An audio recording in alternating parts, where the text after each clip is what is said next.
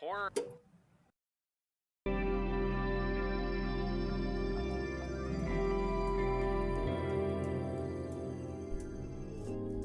Hello, hello, and welcome. How y'all doing today? I myself am doing. I'm a little tired today. Nothing. I think. I think I worked out a little hard yesterday, so I'm still sore. How you doing, Ratty? You doing well?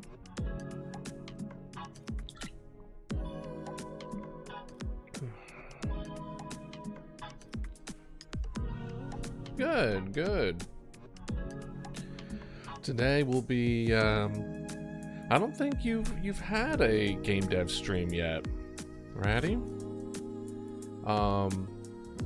Usually I spend half the week playing games, and then the other half I spend making my own game. An indie horror game, to be precise.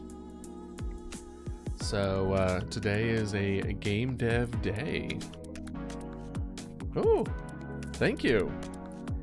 Well, essentially what it is a horror 911 operator game where the town is slowly being taken over by monsters that are mimicking the voices of the people in that town. And your job is to determine if the person on the other end of the phone is a real person, in which you send more like police to, or real person or a monster, and then you send accordingly as it slowly spreads throughout the town. And you try to fight back against an increasing unlikelihood of success until eventually it overwhelms you and you try to last as long as possible. So, as far as how deeper into it, thank you, appreciate it. I also think it sounds really neat, but this is my first, like, yes, I am wearing my rubber duck costume, which is a play on the what is called, I think it was rubber duck debugging. It is a unique form of debugging where a coder will try to talk about the problem they are having to a object, in most cases rubber duck, and in the explanation of the problem they come up with the solution. So there is a joke where the more senior a coder is, the more ducks they have to then try to explain the problem. So to help move things forward and solve problems, I thought no better outfit than a rubber duck onesie for Mama Dodo. And plus she looks cute in it, so like, I'm not gonna say no.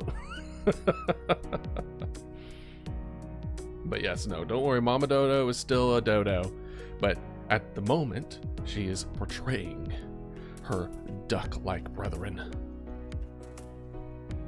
Well, yeah, as far as where we're at with this, I am trying to code away exactly undercover duck. They won't know. Day 168. They don't know I'm a dodo.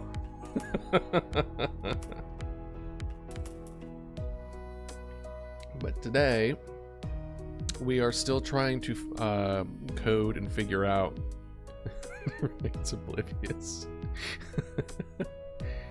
They don't notice that I don't eat as much bread as them. Dragon Age Origins currently. Man. But no, I think the stage that we're at is I want to be able to click on an object and then the camera zoom in closer so you can interact with it better. And think of it similar to like FNAF when you pull up the screen to your face, right? So because of that, what we have moved forward with examine style, yeah, exactly, is we are making a camera for every object, and then we are exactly. Very similar to Resident Evil, except maybe a little bit closer. So essentially, like, I'll give you an example. Let's look at the radio. Where is the phone? I see office, desk, phone. Here we go. Phone camera. So like this. So it pulls up to the phone. You get really up close to it. Down here, we're going to have like a caller ID, just like here. So when you try to answer the phone, you click it. You go from that previous camera to this camera, and then you see where the caller ID is from, and then you click the phone to answer the phone. And then you click away from the phone, or maybe I'll have like a little bar on the bottom of the screen that you can click on, and then it will switch back to the main camera. So we're going to make cameras for all the objects and then create a code, which is a tween, which, from what I understand about tweens, is kind of like animation, but in code form, in a way. And it will then animate between those two locations in a style that will allow us to kind of manipulate the rate and the ebb and flow of it all. So that's where we're pretty much at. The objects that we are currently trying to utilize is a computer, which is the style of, like, think the old white brick computers, like late 90s, early aughts. Like Windows 98. It's like running Windows 98 or 97 on it, you know? As far as when this is happening, I'm thinking early 2000s is where I'm kind of putting this. The reason you're still running older computers at that point is because I want to kind of reinforce of this location has not updated their technology that they should have. Which I don't know if you all have any experience of working in really any company, but a lot of times they run on very old tech and do not want to buy the new shiny thing. And so we got the computer, we got almost like a landline, wireless landline phone.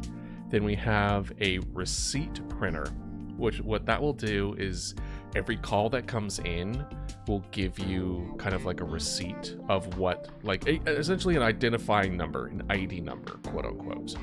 The main utilization of it is for you to kind of go back and see like what decisions you made, what were the previous calls, if you want to double check to see if you're getting another call from the same house, where before it was a real person, but now you're not sure. And then it's like, wait, I got a call from them before. And then something bad happened. Obviously the person on the other end of the phone is not a real person, right? And then we have a number pad on the bottom right here. And what that one is that is how you put in how much emergency personnel you want to send out in response to the call.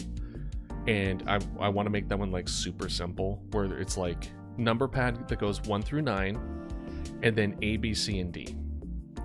It's reminiscent of apparently like old emergency response numpads were kind of set up that way. I did a bit of research on it. And the way I'm going to go about it is like A is for ambulance, B is for police, and C is like fire trucks or something. So if you want to send 1 ambulance, 2 police, and 3 fire trucks, you do 1A, 2B, 3C, and then they get sent on their way. And then the last one, which is probably the one that's going to need the most adjustment, is a 2-way radio. And that one allows you to hear as far as like what's going on in response to what you send out there.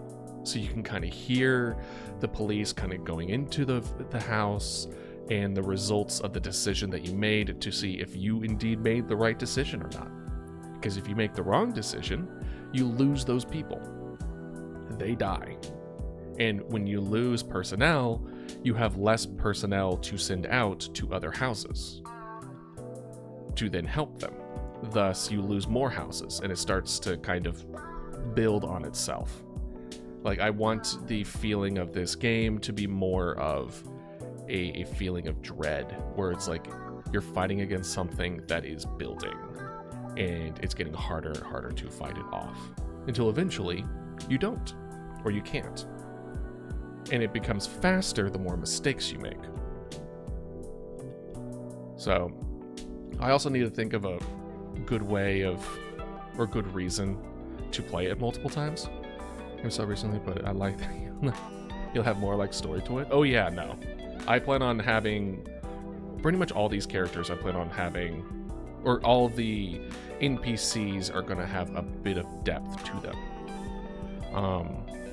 One of the ones that you can be able to see here, you have 4 coworkers, and the difficulty spikes. Yeah. Well, part of the joy of the randomness of it is the fact that the spread of these things are not well, it is not written in stone. It's kind of like by choice, or kind of random, but it's whatever is like next to it. So I can go ahead and show you what the map looks like real quick.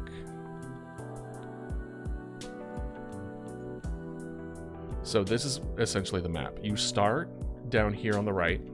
Let's see, does this go up? Excellent. So this is where you are. This is the location. Over here in this house is the first house. Is always the first house to be taken over. But the next house they could go here, they could go here, they could go here. So depending on the direction, they could go, like the game could pan out where they kind of go down this way and then they'll go up and then go down, or maybe they'll go up and this way and they'll go down that way. Like there's a lot of different directions they can take, and depending on which houses get taken over, because these green locations are also like different. Thank you. Are like, so this is a school, this is a playground, this is a church, this is abandoned buildings. Like there are different buildings that do different things depending on whether or not they are still available or not available. So you want to defend them, but I also want the player to have to sometimes make a choice where it's like, oh no, if I lose the school, all these houses are now at risk. Do I give up this direction, which doesn't have a whole lot going on, in order to save this, which will allow a drastic increase in spreading, right? And I am planning, as long as it's not too complicated. Home Safety Online, found the name. Yeah. No, that's on my list of games to play, because that is also something that's, I think it was Cute Boy. He did mention that to me, and I do plan on playing that eventually, because he said this is kind of in a similar kin to that, except Home Safety Online is more memorization, and we're underlining like there's something powerful trying to get you to make these decisions, whereas this is more of a almost like Not My Neighbor kind of situation, but more audio check stuff. Like, that's cool. Well, thank you, Melly. As far as what's attacking these houses, I kind of switch the naming convention between mimics or imposters, but the lore that I've kind of built behind it is that these things have always been here, and they are akin to the reasons why we as humans have a fear of things that sound like us but are not us, like things that are adjacent to humans, and they used to live just in the cave systems. Because I don't know if y'all ever saw like that really creepy image where they overlapped the missing people cases with the cave systems, at least in the US, and how creepily they overlap, where it's like people just go missing when there's caves in the area. And due to the growing population and the industrialization of the landscape, these creatures that always hunted us to a certain degree, yeah, Uncanny Valley, exactly, always already kind of mimic things. You know, the stories and the legends of don't follow the voices in the woods, right? Like, if you hear me out there, do not follow it. It is not me. Kind of in multiple different kind of cultures, they all kind of have a very similar kind of message where it's like the things that try to sound like people but are not people. And so they've always been there hunting people by mimicking and taking advantage of our social grouping. But now in this small town, they are kind of, I wouldn't say hunting, but gathering, where they take, sounds like SPC a little bit. Yeah. As far as the main story that I've written about it, the main character is recovering from an accident. They were a 911 operator. They got into an accident and they had to go into recovery, in which now that they are back into work after a certain amount of time, which is why you're in a wheelchair so you can't go out. Oh yeah, no, I honestly love that doggo. SCP, I'm a huge fan of SCP. So if it sounds a little bit like it, it's probably because I pulled a lot of inspiration from it. But due to that accident, that is how that she was stalked by one of these things. So the way that these monsters work is that they find a person, they stalk that person, and then learn the behaviors. They learn how they speak, what it means, because depending on how much they are observed and how long they are being stalked, depends on how well they're going to be able to be mimicked, right? And then once they feel like they've learned enough, they ambush them, attack them, kill them. And then they use from what they learn to try to bring in as many different other people as possible. So there's also a similar phenomenon in ants, where if you kill an ant, it will bring in more ants. It's essentially someone screaming for help, and you're like, okay, we need to send someone to, help them. And try to, it's a trap, right? You kill someone, you use their voice to bring in as many other people as possible until they choose as the last person to get to that location. Then they stalk that person, the survivor, to a new location, and then start the cycle all over again. So in this story, the main character is the one. You gotta have a joke at least once. No, honestly, there's gonna be a good amount of variability to it. Wasps do that too. Oh, that's cool. When you attack, they release a pheromone that attracts members of the hive for backup. One with a terrible accent, I could definitely see that. I mean, I think that there's 34 different locations, so I'm gonna have at least 34 different people. That doesn't even include the resource. I call them resources. The resources are the emergency personnel. If you're wondering why I keep flipping them, it's because I have it in my head different. To remind me of killer frequency. Killer frequency. Let me write that down. Killer, because I don't think I've heard of that one. Killer frequency. All right, cool. I'll look that one up. But no. So the main character is one of the ones that gets stalked by this.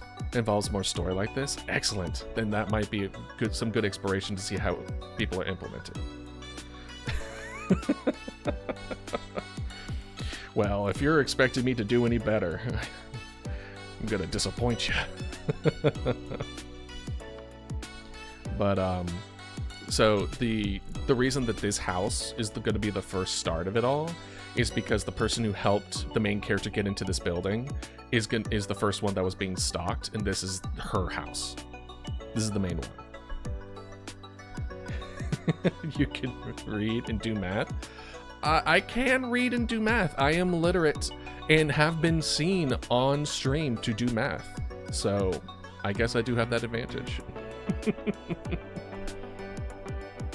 But yeah, that's pretty much the gist of it, where those kind of monsters are now going from house to house, stalking the location, and then taking over that location, going to the next one nearby.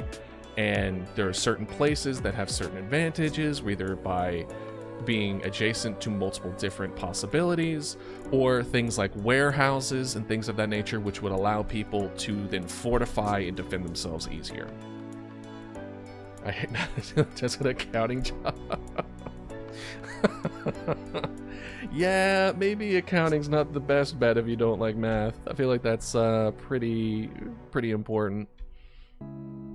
So yeah, that's pretty much it so far at the very least. We haven't gotten to the super fun stuff, which is the script writing, and I'm still trying to decide how to properly go about the like voices and things of that nature.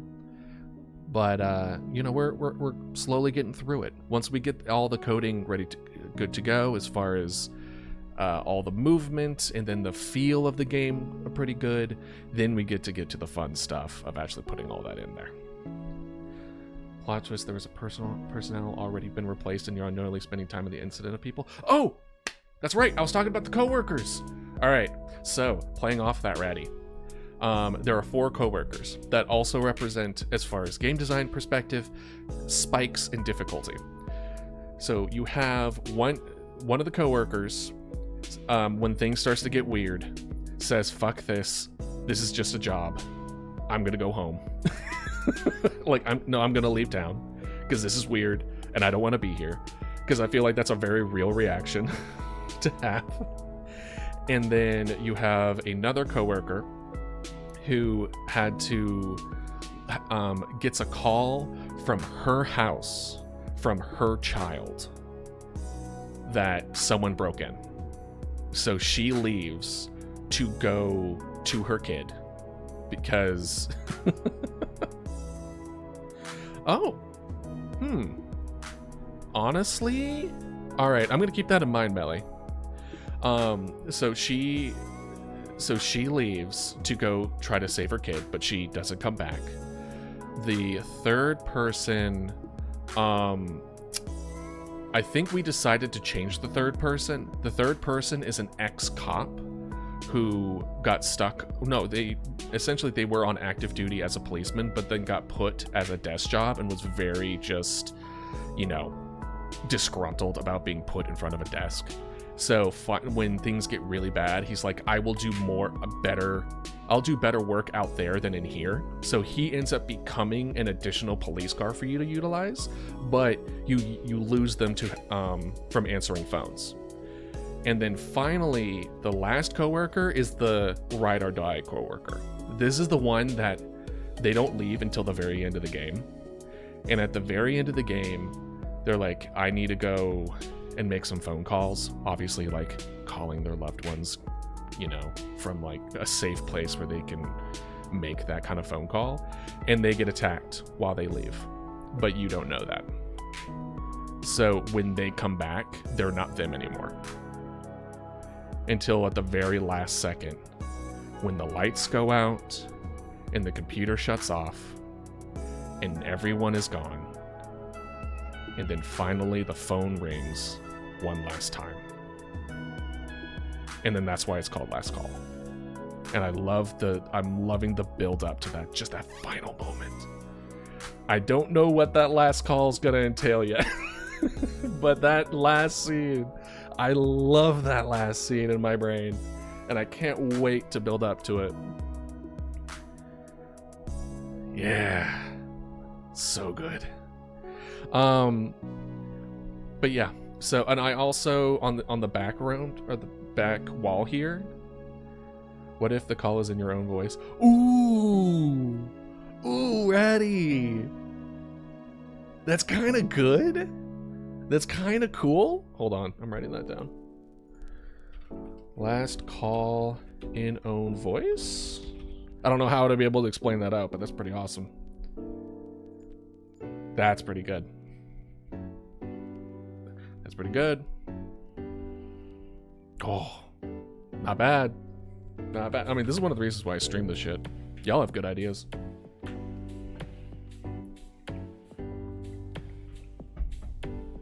But yeah, the background here, I plan on having, because I don't know if you've seen like real operator pictures, but there's usually like a giant screen in the back that has like a map and all that kind of stuff. What about a character we can get to know more about, like a coworker or lover? I think that's gonna be the ride or die. The guide, the guide's gonna be a little difficult, only because there is a group of people. So there used to be another thing besides policemen, ambulance, and fire trucks, and that was the fanatics. And the fanatics are essentially just a group of people who are obsessed with the supernatural and the eerie, and just like, you know, the stereotypical people obsessed with Bigfoot, like that. And then there are these people, they're just like, no, these are the mimics. I've been studying them for 10 years. This is they're the thing. And then they would be the ones that kind of like help you lean into it. And then potentially you would send them to a location that was just saved, that you could be like, okay, you send them there, and then they would help reduce the possible paths that they would have taken. But the more I thought about that, the more I was like, well, that would be a nice to have, but I don't think that's like a core part of the game. That, because when making a game, you want to focus on like the MVP, the minimum viable product. So I'm worried that feels like a good DLC or like something to add later, but not off the rip. As far as like tutorial, I plan on, I mean, that's one of the reasons why I built the story the way I built it, where it's a person returning to their job after a long time. So they do like a really like quickly put together reminder course, and that will be your tutorial, where it's like, send this person over here. This is how you send this, and this is how you respond appropriately to this event. Where that is more of your tutorial. But yeah, because unless you're a brand new person, because it was kind of like a weird in between, where if it's a brand new person, you wouldn't let them handle real stuff on their first day. You wouldn't do that. But if they were a returning person, you also wouldn't train them at all, because they should know what they're doing. So in that particular scenario where they've been there, but it hasn't been, where it's been a long time, then it's kind of like, okay, now we have an excuse to help walk you through how to go about doing things. You know what I mean? But I get what you're saying, though. There needs to be, especially, I'm trying to keep it as simple as possible, but you should always assume that just because you, the designer, know how things are put together, doesn't mean that everyone, it's that easy for everybody. And that's one of the reasons why proper testing is important as well. Yeah. Doki Doki Literature Club I love that game though. I never played it, but I did watch plenty of playthroughs of it, so I do have it spoiled. Alright, let us move the radio. I want to move that to the other side. I kind of changed my mind. It was a little too much on the old bait and switch. Yeah, exactly. Alright, let's move you.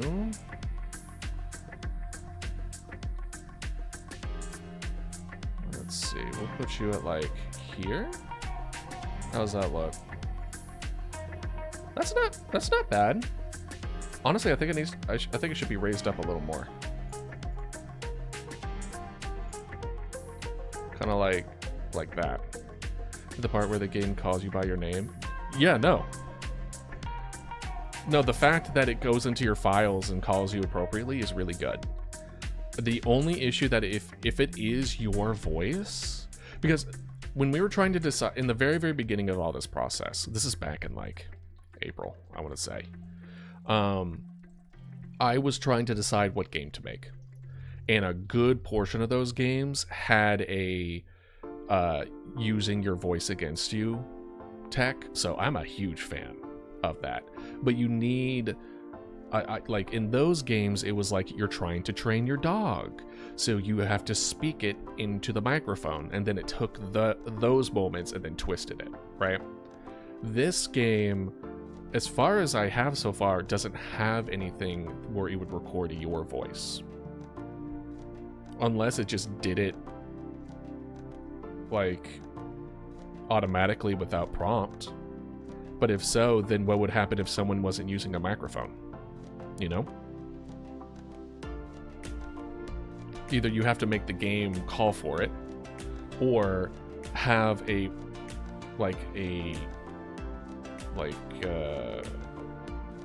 trade-in, or if they couldn't pull from it. Blair Witch Dog was a good style, kind of choosing how... Dog was a good kind of style, choosing how well the story will go if you would be good to your dog. Blair Witch Dog. I've never even heard Blair Witch Dog.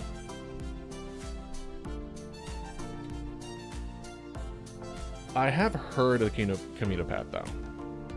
The dog is a support animal. I wonder if that's pretty much what I was thinking with... Because the game I was considering was My New Dog, where it was just you training your dog. And then the dog ended up being, like... a thing that, like, became huge. Let us see. Let me look up Blair Witch Dog. Clifford. I think less Clifford and more almost Skinwalker. Let me switch off of the display real quick. I just want to make sure. There we go. Yeah. All right. Yeah.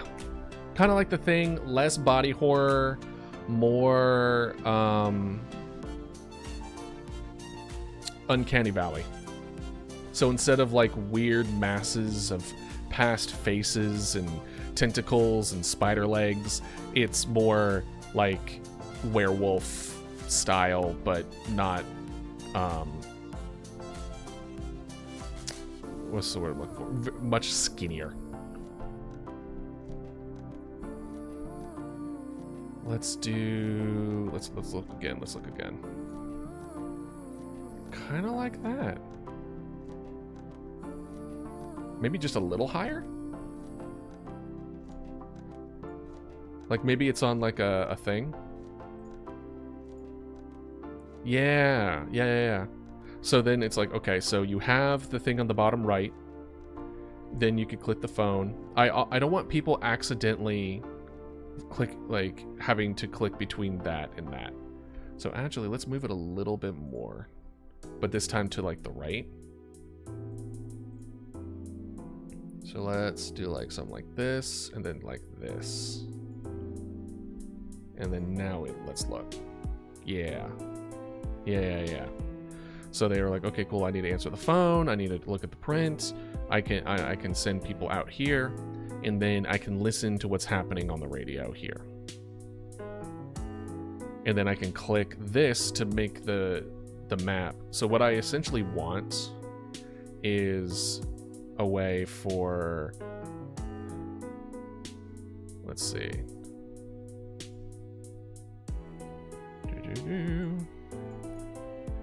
So this is the camera that I want it to zoom into. So what you currently see on this main one is you sat down and you're ready to get things done, and then you click the computer and then it will go into this camera. And then I'm thinking about having a bunch of different like stats or something down here where it's like emergency personnel, or I'm not 100% sure. Literally the space that was created here was a oversight on my part, where the map that I made is a different resolution from the screen that I was going to put it in. Because in my mind, it's like I want the map to be able to work in different resolutions. because people play a game in different resolutions, right? So if you're running 4K, if you're running 1080, I would want it to scale appropriately. But I also want to use a old PC desktop which has a completely different resolution screen setup, where it's like 800 by 600 or something like that.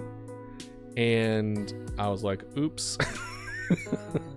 Well, so this felt like very stretched and very squished, and it took a long time to like get to a point where I'm like, okay, now this map actually looks pretty decent, but now I have all this extra space. I need to figure out what to do with it.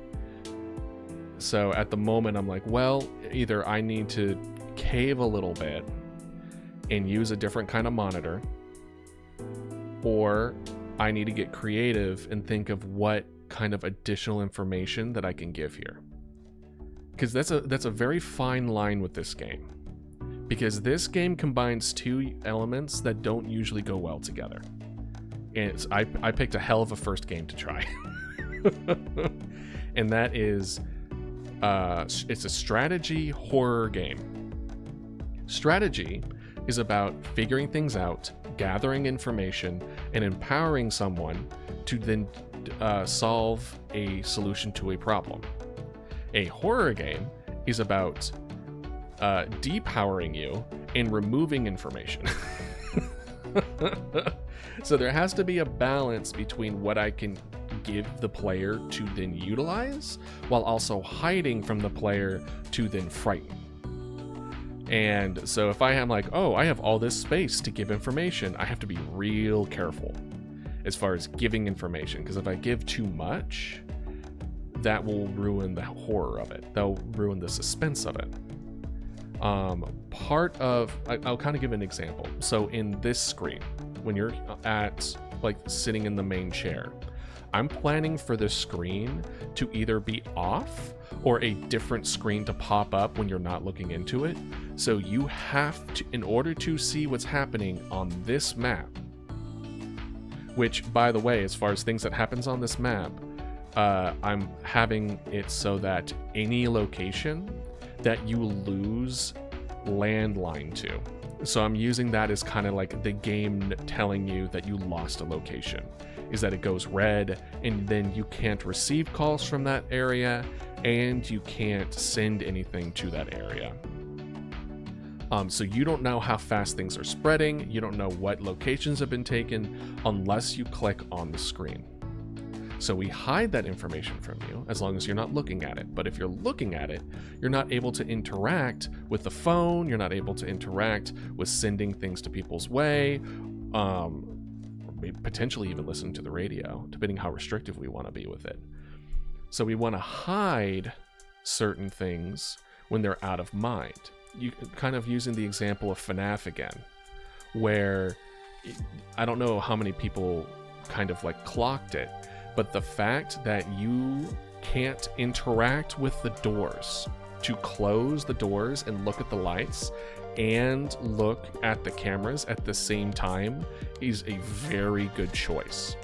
Because in order to defend yourself, you have to sacrifice the knowledge and the awareness of what's happening outside of your area. But in order for you to know what's happening outside, you have to relinquish the ability to control in order to, like, your surrounding area to defend yourself. You can't have both. You can only have one. And not being able to have both causes a constant sense of suspense, where you have to choose whether you want knowledge or security, but you cannot have both. And I want to kind of mimic that in this game, where you have to sacrifice knowledge for moving things forward. So in order to move forward with the phone, in order to move forward with everything else here, you have to sacrifice knowing what's actually happening in the outside world. And when you're on the outside world, you can't move things forward and help defend, like send people out accordingly. I also plan on having the resources, the emergency vehicles, moving on the map, so it'll be updated in real time. And for a while we had everything coded, so I just clicked You can actually see it on there, where it's like shows up on the left mouse button click. Or wherever I clicked, the resources would move and go towards that location. And actually, I can kind of show you a little bit. Let's see here. It would be viewport. If we look at the path, it was like pathfinding, navigation. Here we go.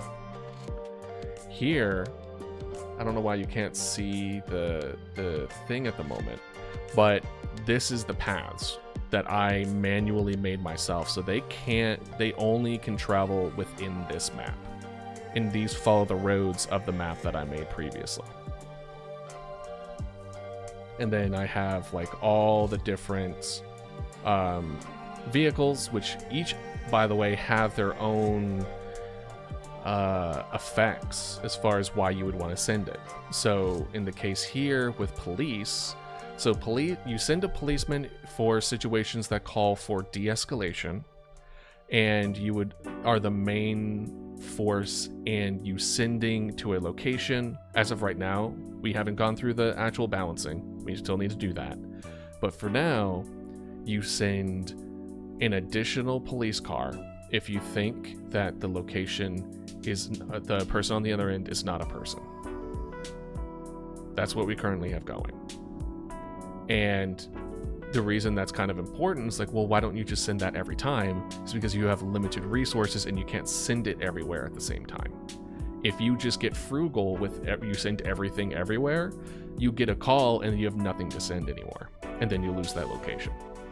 So it is in a sense a resource management game where you have to make a smart decision, and based on that decision, you have to send the appropriate resources in order to not run out and then you lose a location because of it. The ambulance is a I'm pretty sure we all kind of understand naturally what an ambulance is. You send it to a place that someone is hurt, and in order to have them, there's also a hospital, by the way. You have them get sent to the hospital, you prevent people from dying, right? But then you also have the fire truck, and that one is a little more interesting compared to the others, because essentially what a fire truck is, there isn't going to be a lot of them. I think I'm only going to have 2. I think currently it's police 6, ambulance 3, fire truck 2, I think, at the moment, before testing. And the fire trucks allow you to, 1, put out fires if need be, but 2, get access to locations you wouldn't normally have access to. So like if something is like blocking a location or a locked door is happening, then you would need to call fire trucks in order to get them in there to actually give way the emergency personnel to the location they need to go. But in this game, what it also does is if you choose wrong, normally what would happen is every single resource that you send to that location dies. Everyone is dead. Every policeman, every ambulance. If you get it wrong, you lose everything that you sent there. Except if you have a fireman. If you have a fireman, only the firemen die. Everyone else lives. So you can consider the fire trucks as like a +1 life. If you mess up, you only lose a fire truck. You don't lose everything. So you can kind of strategically decide that I want to send this fire truck in case I'm wrong, kind of thing, if you so choose. And then all of these are different important locations. So these are like, I say important, and the first thing on here is liquor store. But like hardware store that if it's available, people can border up their homes. We have, I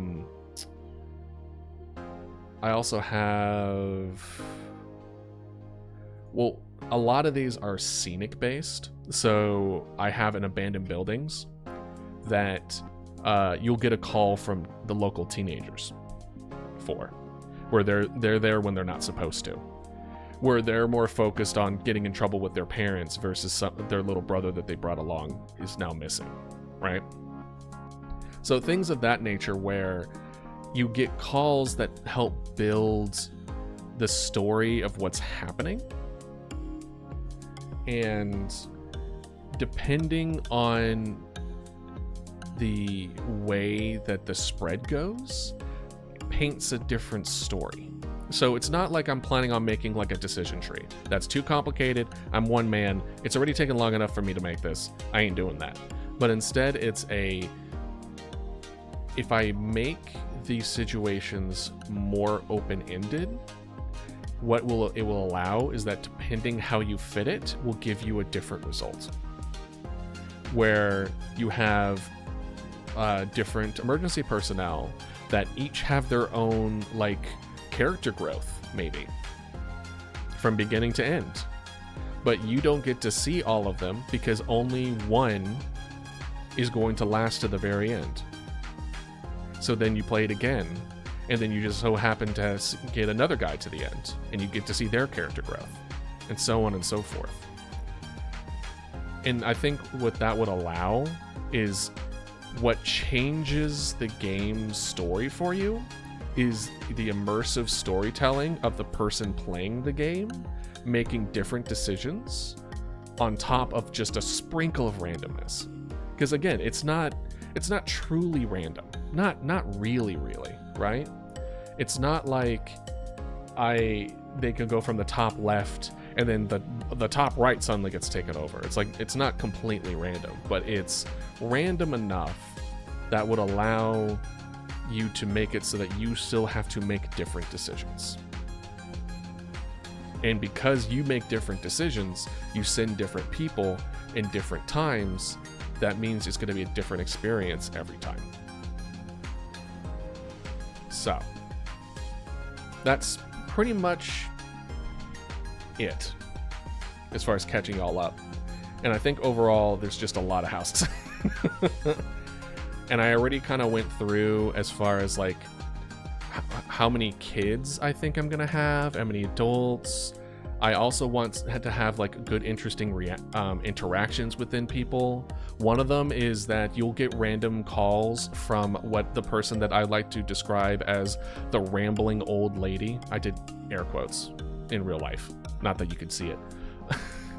But it's an old woman that calls that kind of talks, like spills the tea for you as far as the people in the area, right? She takes up valuable time that needs to be doing to save other people, but the information she gives you are pretty damn important, because I don't even think I told you as far as how you would even be able to tell. So I have currently three difficulties for the phone calls. You have the easy difficulty, which is determinant of vocal clarity. Think about like, this is the classic kind of mimic where they talk but their voice changes in mid-sentence, right? Where they go from high pitch to low pitch. They have a lot of difficulty keeping the voice consistent. That's the easiest one to determine, because it's like, oh, the voice is inconsistent, obviously fake, send the policeman, right? And then we have tier 2. And actually, wait, hold on. I think, if I remember correctly, I might have added an additional one. I'll still talk about tier 2 though. Tier 2 is where the sentence structure is wrong. So it's like they're speaking consistently, but what the sentence itself is not correct. Like it's like scrambled. It doesn't really make a whole lot of sense, where they've mimicked the voice really well, but they didn't fully understand or grasp the actual sentence structure of the language that they're trying to speak. Then there's just like, that sentence didn't make a whole lot of sense. So obviously they didn't quite get it, right? And then you have tier 3. And what in tier 3, here it is. I got it. So in case y'all need to know, something y'all need to know about me. I like Excel sheets. I am an Excel sheet nerd. I wish there was a dark mode for Excel sheets, but I have made an Excel sheet for pretty much any project that I have made and most games that I've played. I have an Excel sheet for a lot of different things. It helps keep things organized. So tier 3, the difficulty for this is context.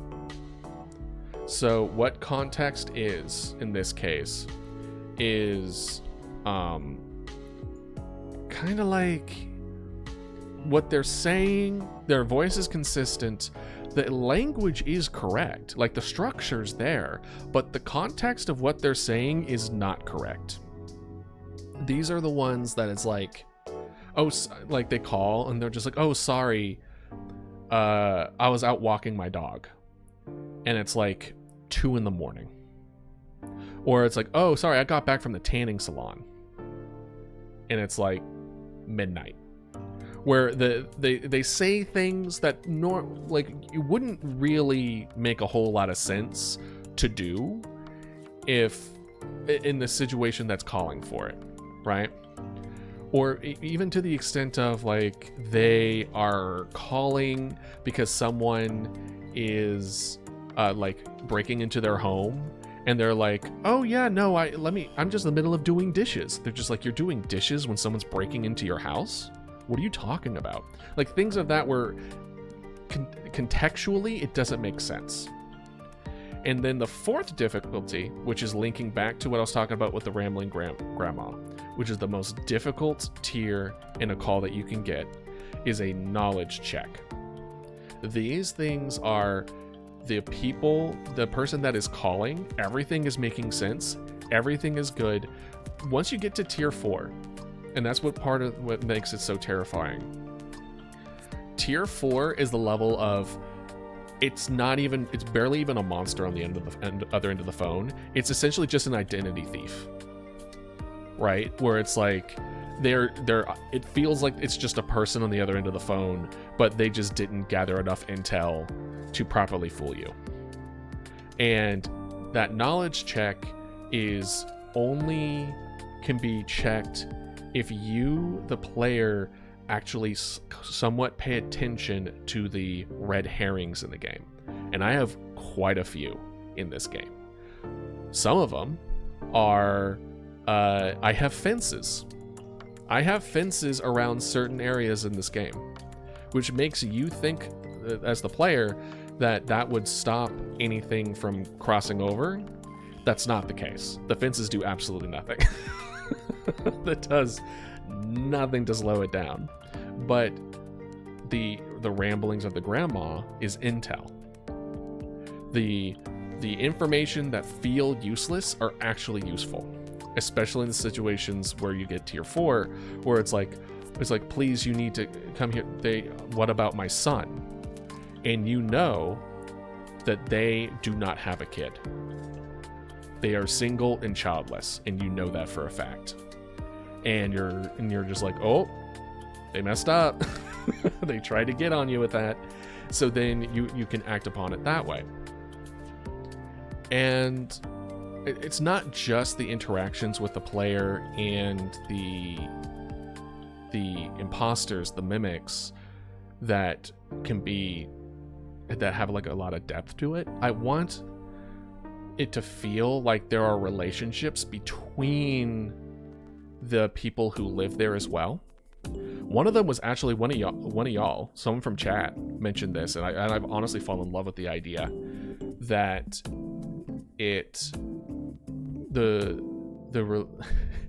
where there's feuds between neighbors. Like, let me put a hypothetical for y'all. Let's say this is happening in your neighborhood, right? Let's say that this is happening in your neighborhood. Things are getting weird. People are dying. There are break-ins. But Tom next door has been having sex with your wife, and you know it, what would you do? This is a perfect opportunity to kind of get some revenge on that. So you can have people that would give false calls, that would make you say everything is fine when it's not fine, just so they can have their neighbor get killed off. Things like that, where you have these kind of relationships between people. Or like we can go the exact opposite, where someone, let's say someone gets taken over and they have a really close relationship with their neighbor. How likely are they to open their door to their neighbor who's begging for help? Probably a lot. So it's one of those things where, to really paint that in a good way, we just have to kind of, I don't know if any of y'all have seen the kind of introduction Adult Swim-esque bumps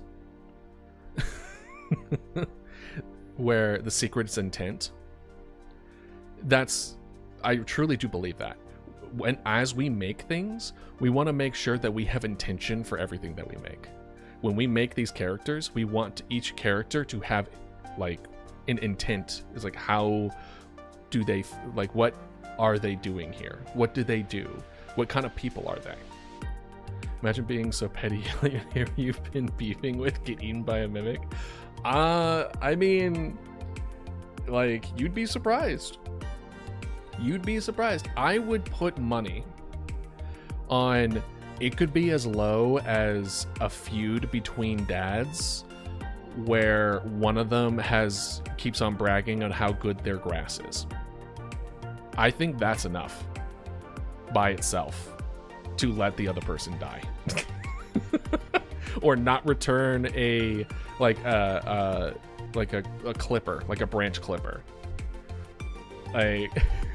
Where it's just like, hey, maybe you should have returned with that lawnmower that I lent you, huh? Like that level of petty. Do not underestimate the pettiness of an adult. Never, ever underestimate it. People will let that go so quickly. Oh man. And actually, I did also kind of break, you can kind of see it a little bit on the side here, but I have old houses, poor houses, and rich houses. I kind of have it spread a little bit, where the top left is more spread out, but it's definitely a lot. These are the older houses. These are where older people live here.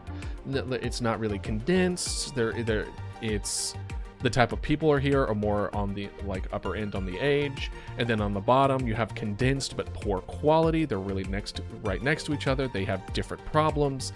And then the top right you have like the gated community where they are still kind of close together, but they have a lot more room to go. And then the way they interact with each other is also going to be a little different. Not terrible, not a whole lot, but enough where you can you'll be able to pay attention.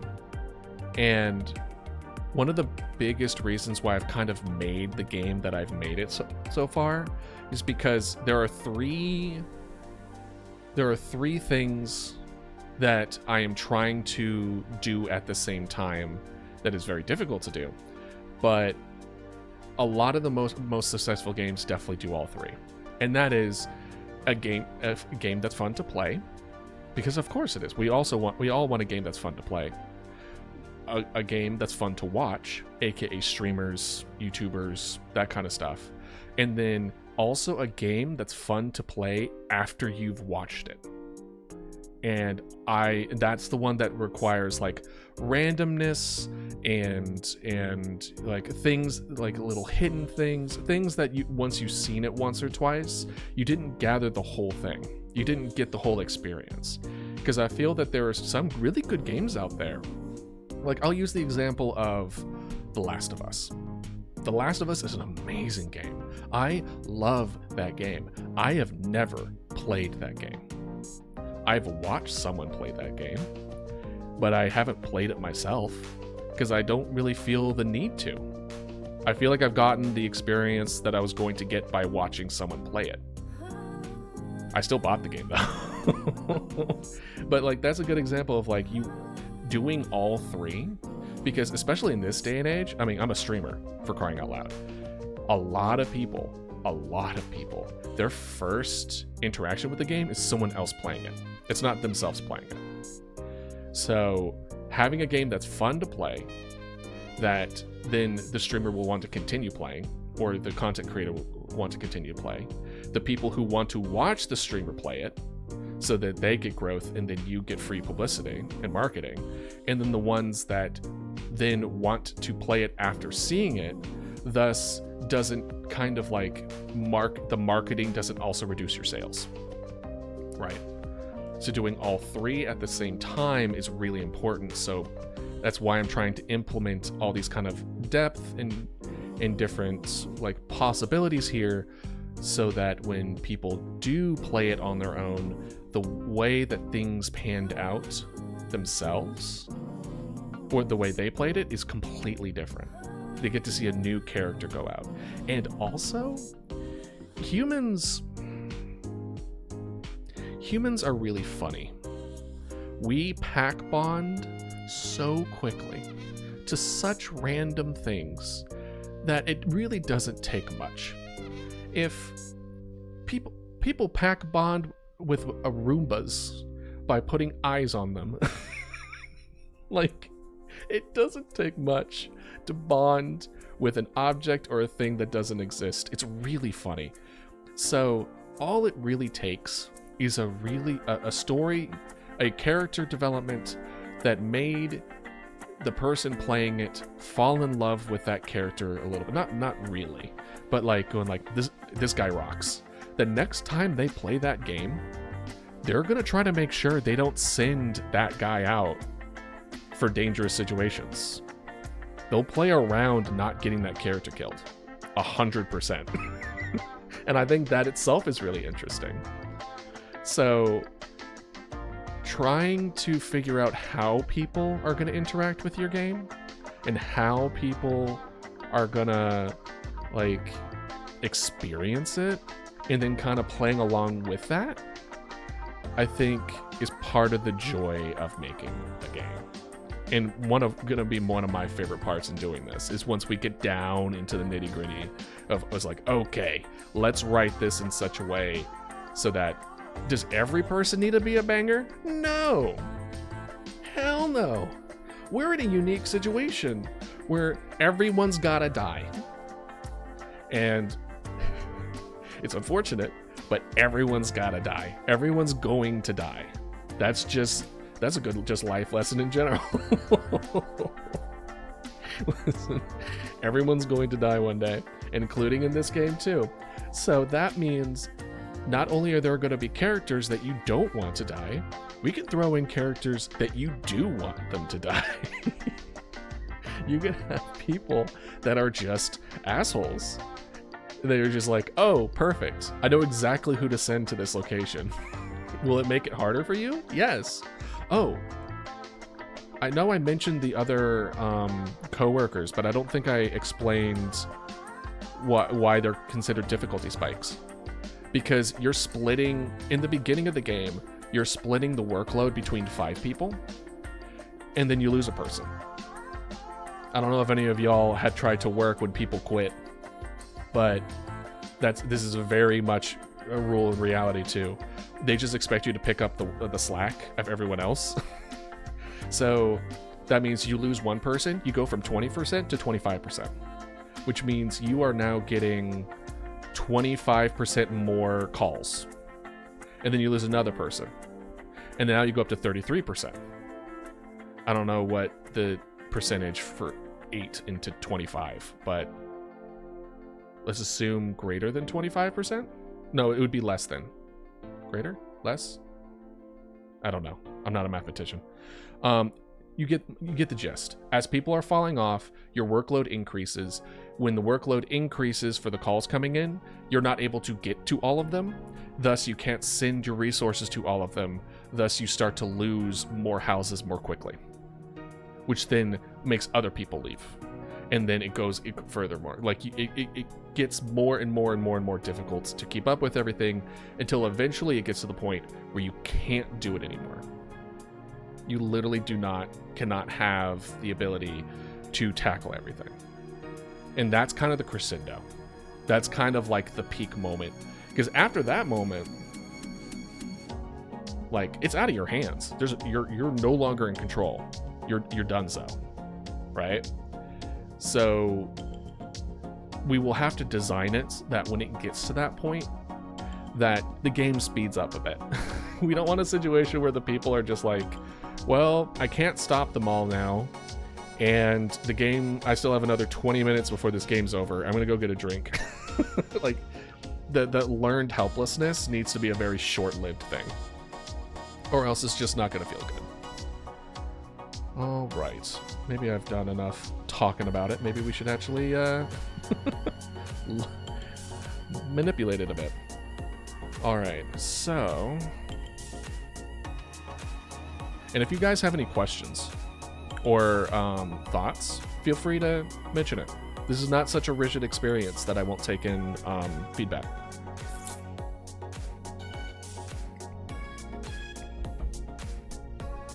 All right, so radio, phone, this. We need to find a way, because we now have it. Let's do main camera, current. Let's go back to computer main camera. Switch this off of current.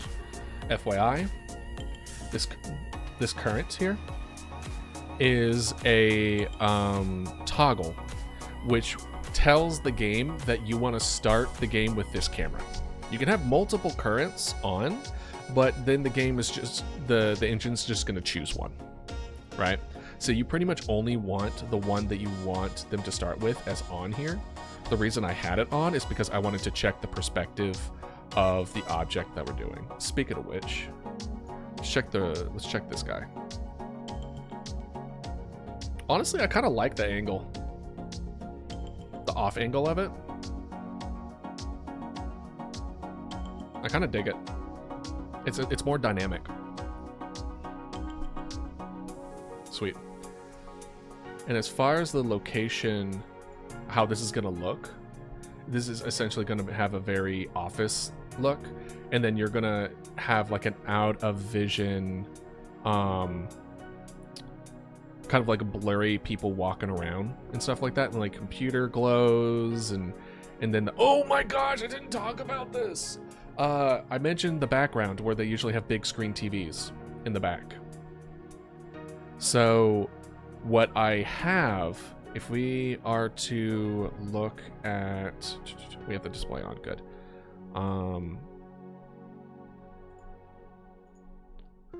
So this is kind of the computer and everything. This is how you interact. Hold on, let's see here. Yeah, this is perfect. So we can kind of click it. We need to copy this for everything here. There is, I believe, this building. No, it was this building right here. Is a radio station or a broadcast station. So you would be able to release an emergency broadcast for people to stay in their homes and not trust people. And then that would be playing in the background here. But if this place gets taken over by the mimics, they'll start releasing false information. They'll start saying, hey, go to this location, when that location has been taken over. So like I even have like a story as far as the person here being like the main anchor being upset that he is stuck in a backwater town, and once he gets to the big leagues, he'll be good. So he'll try to take advantage of the emergency situation to try to look good so he can get hired in like New York or something. So that's going to be kind of stuff happening back here in the background, where you're going to have that like emergency broadcast vibe and intenseness of things going wrong happening in the background there. So I also wanted to mention that. Let's see. So let's make sure we have all our cameras.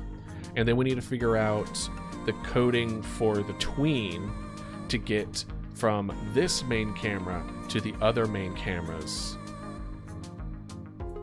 And then once we have that in, let me see. Let's see. I think I had a to-do list. Yeah. Create a tween for camera movement, way to switch between computer and peripherals. And then I think we start building spread. Ignore the dates on the ignore the dates on these, by the way. In case you're wondering, I wanted this game to be done in July. It's September. Oh man. Interaction, yeah, simple interactions, then imposter spread. Imposter spread was the next thing here. Now, in case you all wondering what this is a development roadmap that I made after making the game design document, which was the first thing that we did. Everything that I discussed with you just now is in our game design document that I made. Because once you have a game design document, you have something that everyone on the team can refer to make sure that you don't have crap, what is it called? It's something drift, where you just want to add everything to the game. You're just like, oh, I want to add this, and then I want to add this. So I have like additional stuff going, like that I want to add, but are just like would like to haves, like the obsessed people that I mentioned earlier, right? So when I made that, I also made the schedule where we try to do a little bit at a time, where we're still on this stage. We're still on step 4, where we're making simple objects, or stage 5, simple interactions. Then we create the imposter spread and resource system, make sure that feels good. Then we create the NPC leaving, aka just like how does it feel when we increase the difficulty, making sure that feels good. Then we make the phone system, where we have a, it would be simple, really straightforward when we first design it. Literally, the call will just be like, imposter, human. And then we try to make that decision, test it out, see if it's too difficult, not difficult enough, or not even difficulty, but just like, if we are right every time, how does it feel to still have you slowly losing your footing?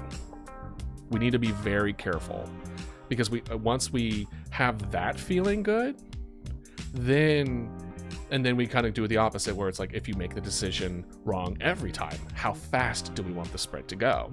And then do we want to implement systems that kind of counterbalance it a bit, where, which we probably will, which is like, if you're doing really well, you'll have more like higher difficulty issues, versus if you're not doing well, we'll give you easier issues. Like the what do you call it?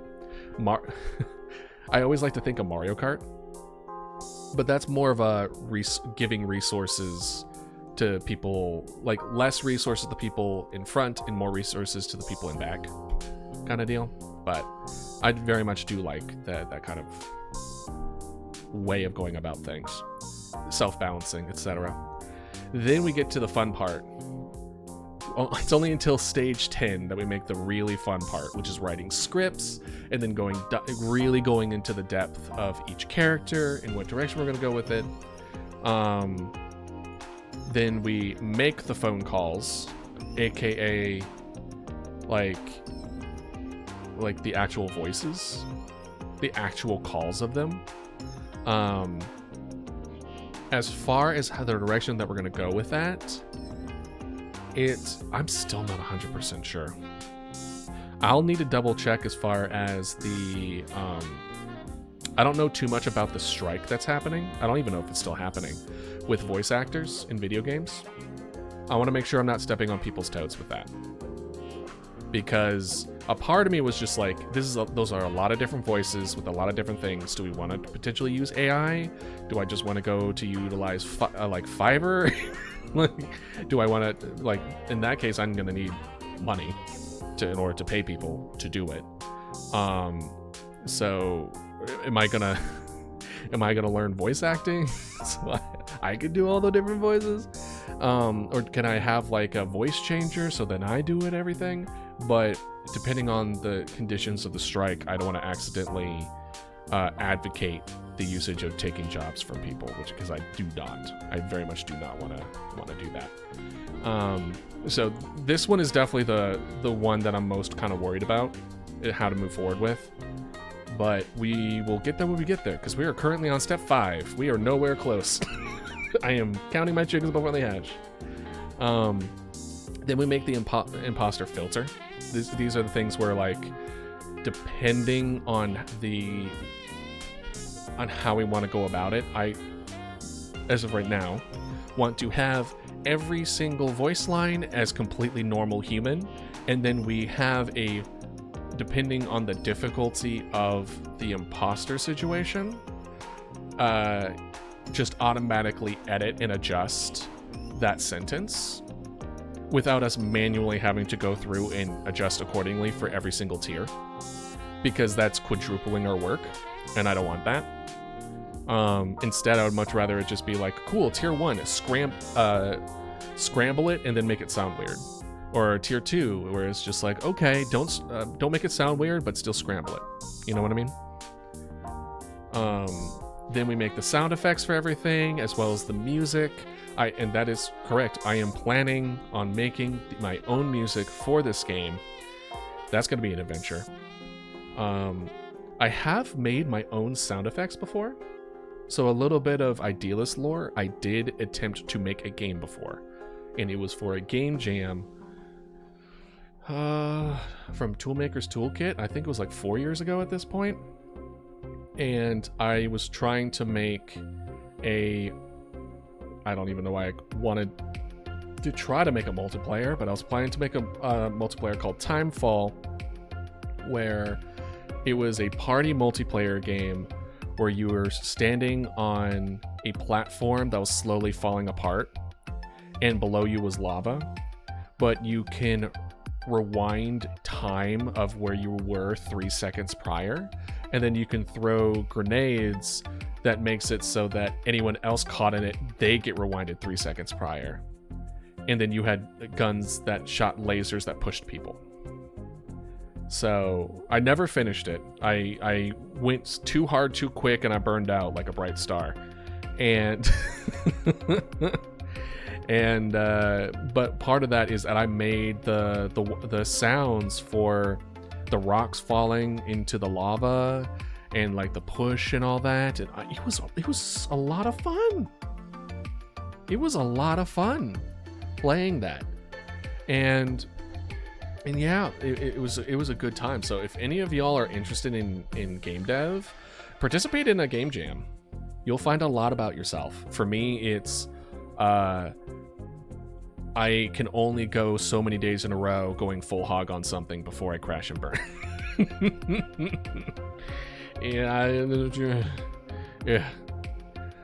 So after the music, then we make the pause and end menu. Funnily enough, we kind of already made this.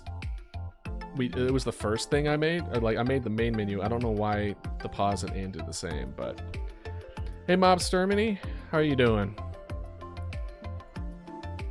Talking about development roadmap, just kind of going through everything. Making a game today. Then after the pause and end menu, we make the art assets to actually make it look pretty, because when you're making a game, you want to make it feel good before you make it look good.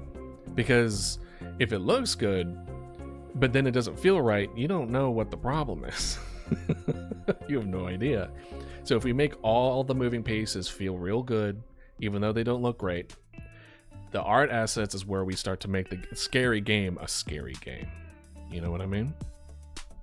And then we polish, release, and then we do an additional donation to Godot.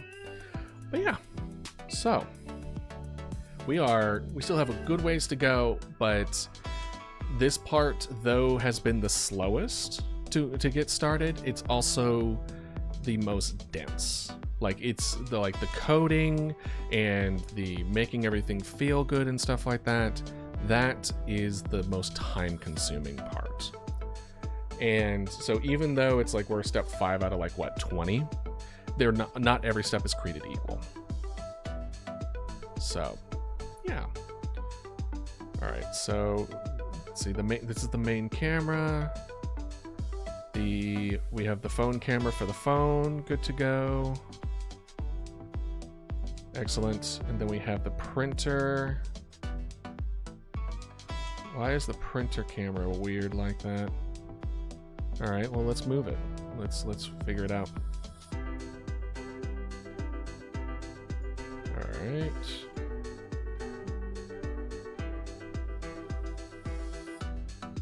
We also need to learn, we will need to learn how to make this paper look like receipt paper. You know what I mean? We want it so it folds back in on of itself. We might have to go into Blender and maybe make a unique kind of asset for that, but for now, this is what we got. I'm also probably going to add the ability for the player to write notes as they get the call, and then the notes will come up on the receipt. I think that would be pretty smart as far as giving the people the agency to do that. Let's see, 92 then 82. Let's try negative 85. No, negative 90. There we go. Okay, excellent. I think that's good enough now for the printer camera. Then let's try computer camera.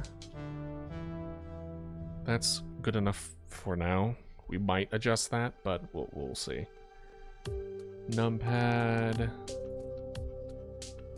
That one's fine. So the numpad camera here is you zoom into it, and then the white. Maybe I should have done a different color so it doesn't blind everybody when I do it. But I want the full screen to be the whole numpad, and then you click the buttons.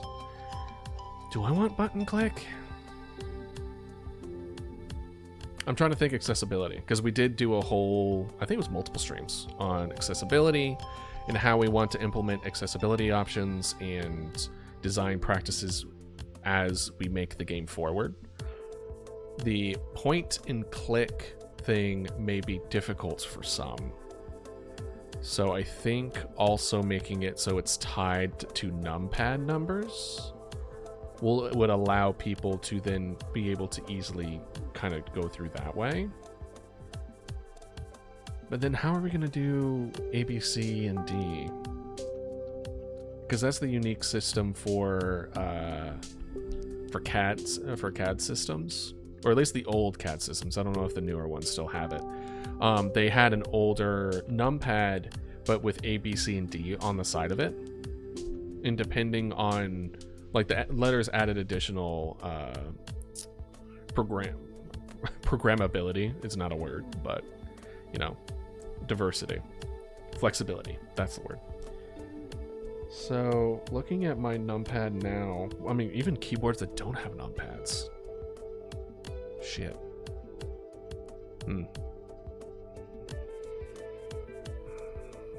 Do I want... I'm fine with the point and clicking for now. We can put it so it's numpad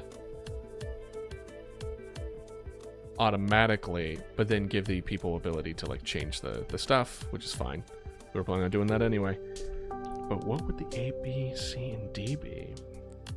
Because I'm looking at it now, and the only 4 that I see is the numlock, the slash, the star, and then the minus. I mean, there's also the plus and enter, but I also don't want that enter button. that might get mixed.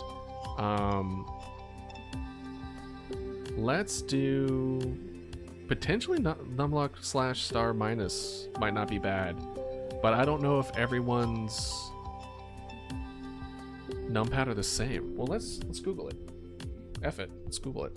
Let me take it off this just in case. Boop. Which one of y'all mother truckers? Yeah. Okay. Boop. All right. Computer-aided dispatch is what CAD means, by the way. It's essentially what we're using in the game. Oh, you can see here. It's like the numpad slash star minus. Let's look at all numpads. There's equal, that, and that. I'm trying to see if it's consistent. So if we apply it so it's across the thing. So that's tab. That's num. It seems they seem to be mostly consistent. If we made it so that, for the most part, that's the basic one. So we would have primary, you can click it. Primary, you can click it with the mouse. And, or, you can use the 4 on top of the number. If we did it that way, what we could do, so what I was planning on doing is the 1 through 9 here, and then it was going to be A, B, C, and D on the right side here. So instead, we can kind of do the numpad here, and then we do A, B, C, D up here. But then there's going to be stuff here, 2 more things here on the right.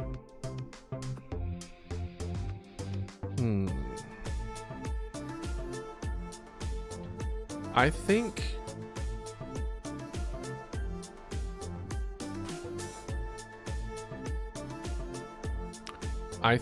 we'll be okay.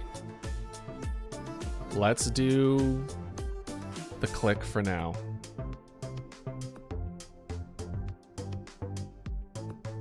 I keep on going back and forth on it.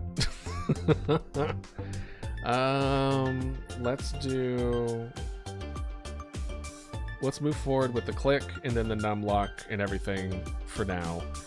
I don't know how difficult of a translation that's going to be if it's left to right in real life and then up and down in the game.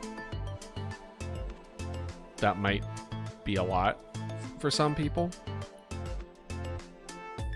I'll give the ability to change it, but that's still frustrating, and we don't want to have too many situations where it's like, I need to go in and change this because you chose you made a poor decision. You know, you being me, by the way. Okay, so numpad, camera looks good. Radio camera, I think we checked this one earlier and it also looked good. Excellent. Okay, sweet, cool, love it, thriving. So now, let's go to here. 3D print, just press print, click left mouse button.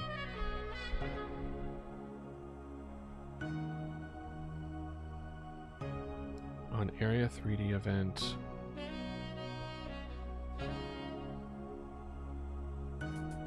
How do I have this up? So let's see something, because this one, which one of these is 3D input? The 3D input one, I thought was the viewport mesh. Oh no, it was the area. It was this. Can I change the name of it?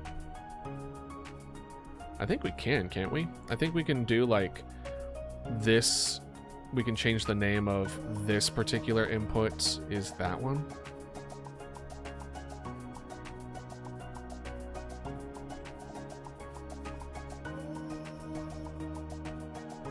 Can I like edit?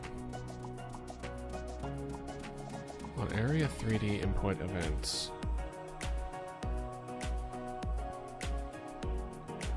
Let us do something similar with the phone, where we do phone mesh, area 3D, collision shape, and then see if the same thing happens with that. Because if it's counting both, then we'll need to make it so that, well, what we could potentially do is that we just have one function that calls for the camera of the thing we clicked. And then we only have to have one code instead of a code for each object individually. It's just one code that pulls from the object mesh that we have clicked. I think. And that feels like I should be able to do that. Whatever difficult that would be. Alright. Okay. Let's go ahead and switch off of this. And now let us do, let's rename you to, oh, let's do phone mesh.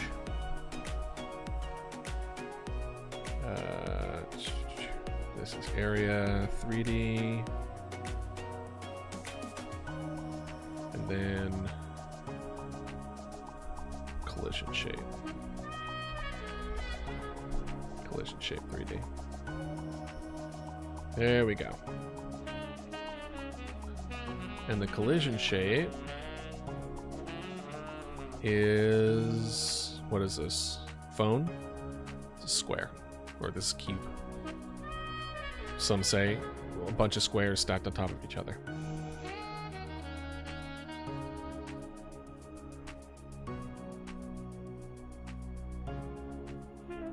Let's see. What happens if we do input event connect to the main camera?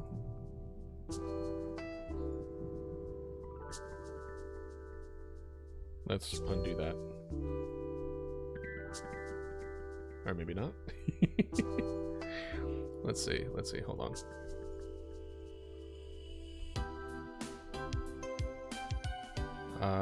Disconnect, connect to, I want you to go to this. Receiver method, go to source. We want, what happens if we do main? Connect. Yeah. But when we go to the other one, well, first, let's disconnect it. Let's see what happens when we don't have any, we don't have anything, right? If we're gonna learn, we need to do things one at a time and then see where things break. So, nothing, something. Okay. Now, we're gonna connect this to the main camera. This got connected to this immediately. So now we refresh. That got clicked. That also got clicked. Okay. So now all of these are being off of this one.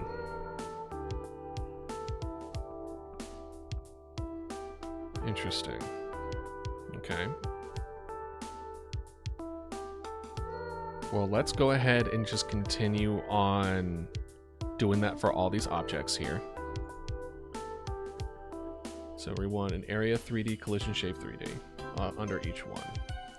So we have phone, printer,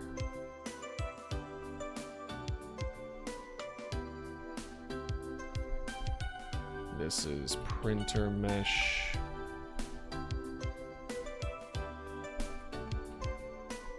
Area 3D.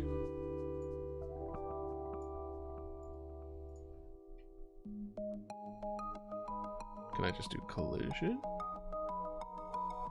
Dang it. We're gonna have to do each one. Well, what we could do is just do like... No, let's not make it more complicated than we need to. And then we make it so that it's boxed. Node. And then we will connect you to the main camera. Printer paper is gonna have its own area 3D. Let's go ahead and just do this as well. Print paper. Because I want the interaction with the print paper to be for you to be able to look back into the history that you made. You know? Print paper, mesh. Call. What do you call it? Area 3D. Collision. Shape 3D. This is also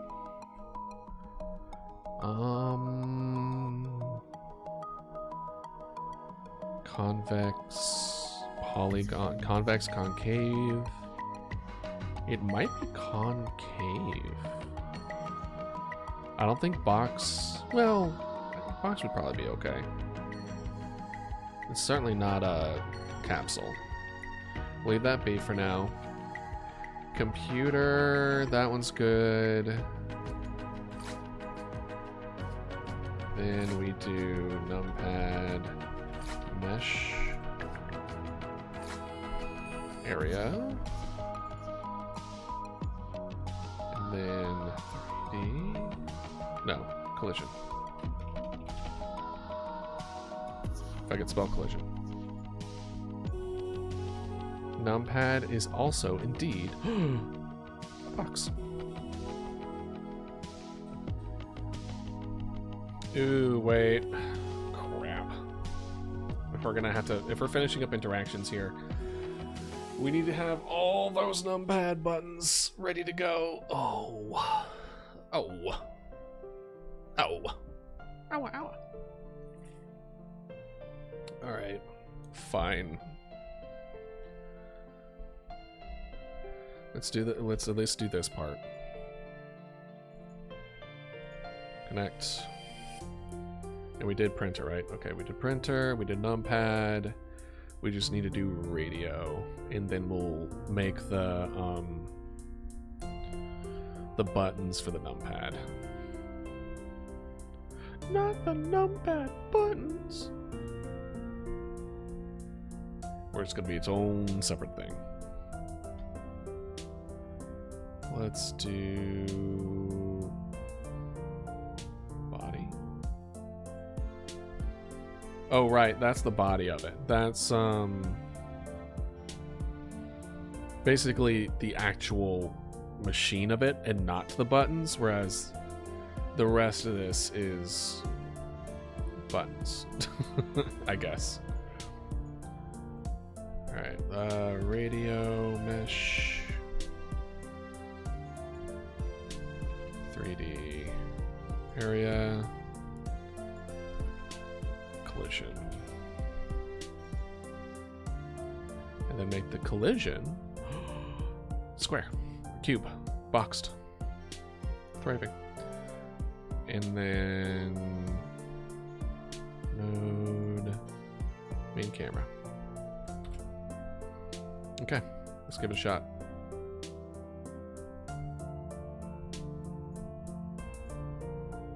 Alright, boom. Alright, 2. Boom. Boom. Boom.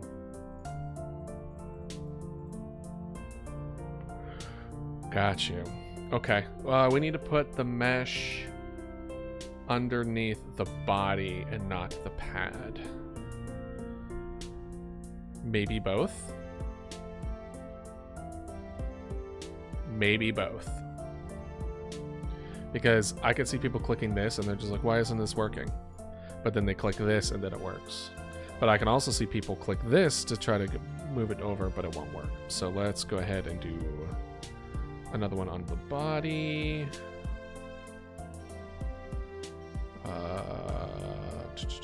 Where are you? Where is it?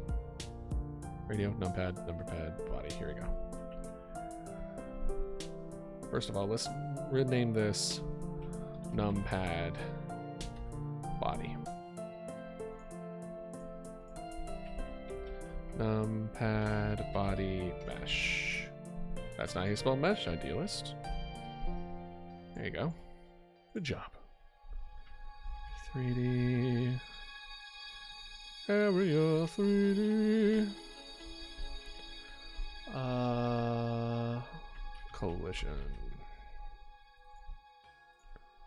Do you want to guess what the shape's gonna be? What shape is the body of a numpad? Cylinder! Wrong!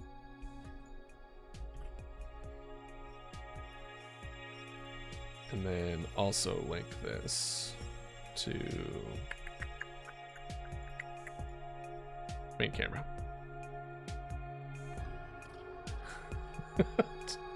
Be quiet. Wrong! Wrong again! You fail shape class. However, you do kind of open my eyes a little bit of like the numpad doesn't have to be square. I could have a completely different shape to it, but we're sticking with square. That feels a little ambitious even for me. Twice as many sides as a normal numpad? What am I, Bill Gates? All right, so good.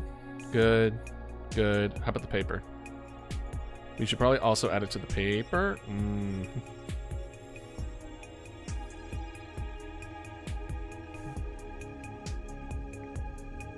Do we want to add it to the paper? If we're going to add something special to the paper, do we want to give the paper its own click move in? Because once it's moved in, it may not... Well, I think there are ways to like cut off that thing from interacting anymore. Like once you're zoomed in, you can't do it again. I think as long as we implement that, that's fine. That one, that works. Let's add it to the print paper, and then we'll just put a way to stop that kind of zoom in from going anymore. So we won't close that yet. Printer. Let's go ahead and get you connected. Reset you. Do you guys hear me saying sound in music, by the way? It's so... I'm sorry, but also you're welcome.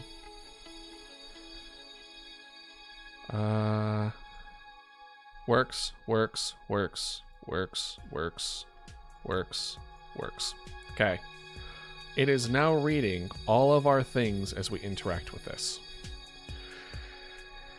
So now we need to like have... Let's open up some documentation on tween usage. Doesn't tween usage sound like I'm like a marketing agent trying to sell things to like teenagers? If we just look at these tweens, we will know that they love Five Nights at Freddy's. Let's turn this off. Switch to this. Oh.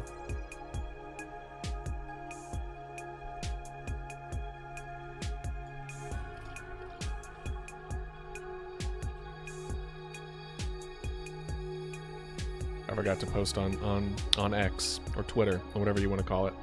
Whoopsies. What's done is done.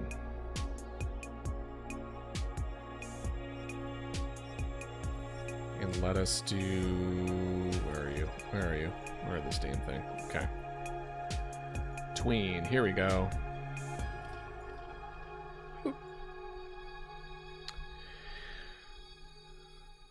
What was the number that yeah, tweeners.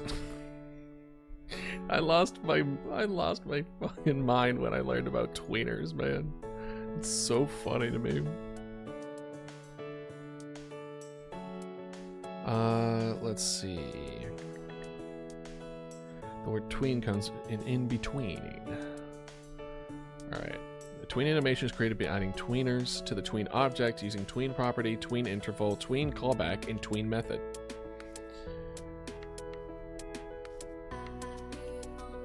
Variable tween get tree dot create tween. The sequence will make the sprite node turn red, then shrink before finally calling the node queue free to free the sprite.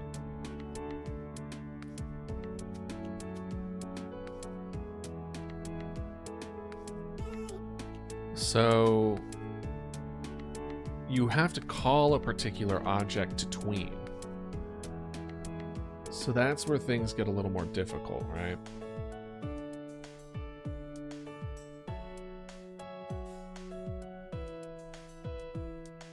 Because if I'm calling a particular object and they're all linked to the same darn thing, I want each of the object that it calls that you go in between to be different depending which one you're clicking. So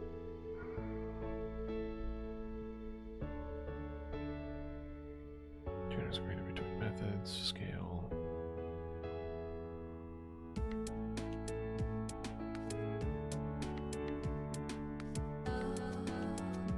We'll make the sprite node turn red, then shrink before it finally calling free to the sprite. Got you. So it's something dies. We made a tween so that they turn red and then they shrink and then as they die. Got it.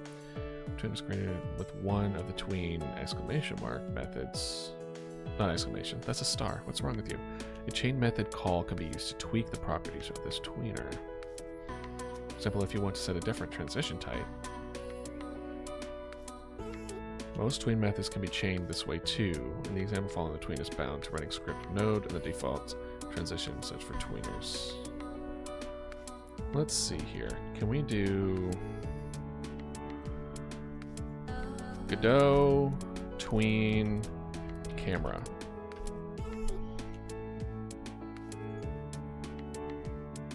Do you have any experience using tweens? No. All you need to do would be to plug in the camera's current position and then desired in position. You can set smooth property to true. Yeah, well, yeah.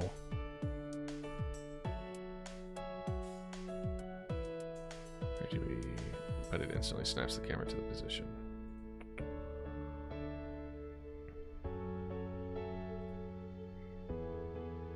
Function unhandled. Input event is pressed. Variable move speed. Event key code left. Variable tween. Get tree. Camera 2D position. Position minus movement speed. Await tween finished. It's key right. Get tree. Create tween. Tween property. Camera 2D.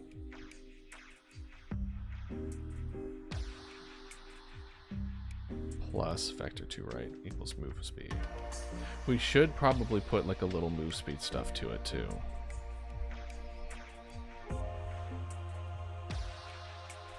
If you want to move immediately after pressing the key the move has completed, just remove the await lines.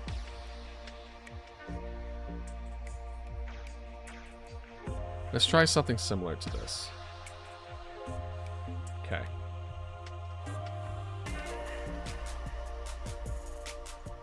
So what we're gonna do is, first I'm gonna copy all this into a notepad. Yay! So that way I can have stuff both happening at the same time. All right. So we want variable move speed equals 2.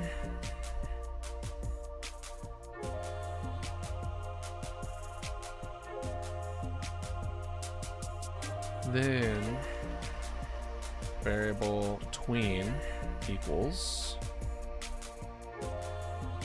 get tree get camera projection. Interesting.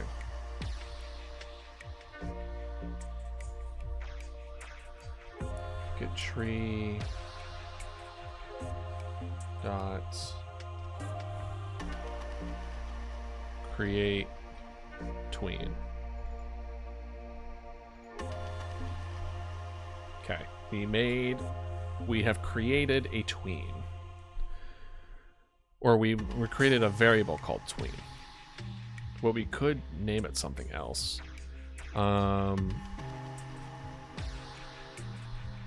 We can do computer, maybe. That's what I'm kind of hoping for, is that we have computer. No, the tween. No, the tween should be consistent.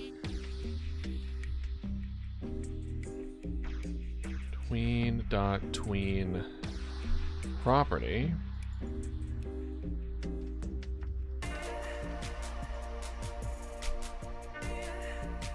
And we need, we call the camera. So in this case, it's main camera. Or maybe it's camera 3D.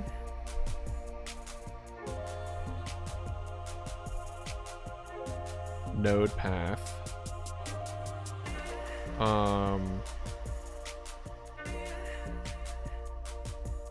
We want this one to be the camera or the computer camera.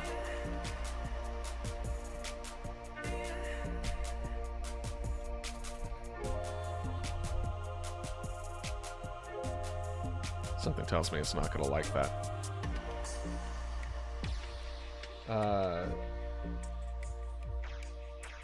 Maybe it's supposed to be position. Final val variant.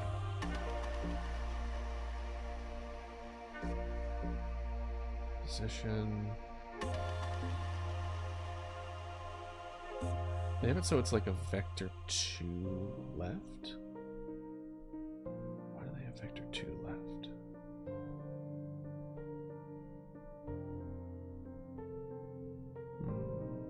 I'm definitely missing a piece of the puzzle here. Camera TD, final val variant. So it's the distance between the main like the main camera minus main camera minus computer camera. It allowed computer zoom, interestingly enough. And then move speed. And then await tween dot finished. So obviously, not quite it. Because we have the camera 3D here.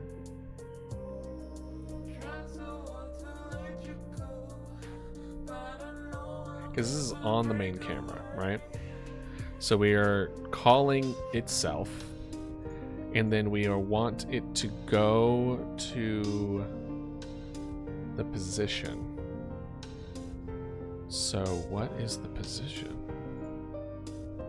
If you want to move immediately after pressing the key, just remove the await lines. What do we put for position?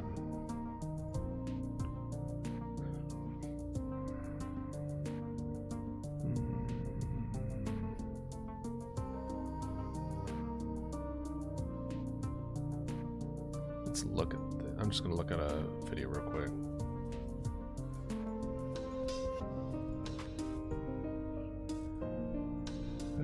Let's Alright, camera transition. Create a tween, set ease. Set transition. Transition linear. Okay.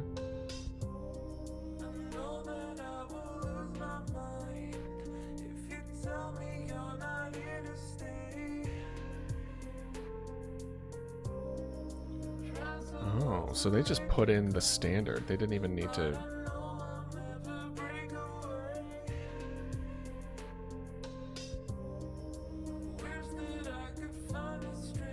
Oh, they put position in quotations.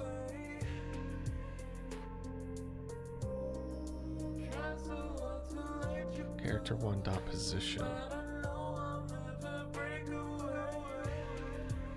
Interesting.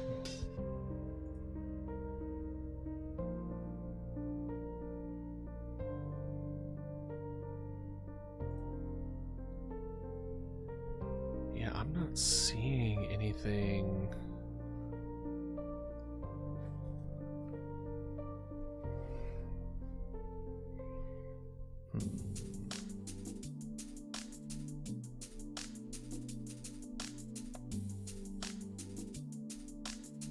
Let's see.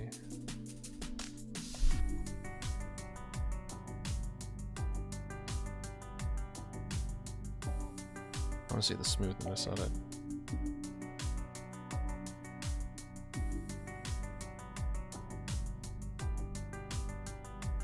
Okay.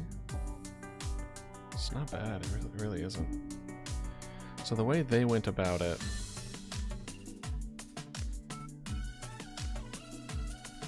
is they had a variable that they created where the variable is the name of a particular camera or a particular character, and then they put a function for the camera transition. Character transition, huh?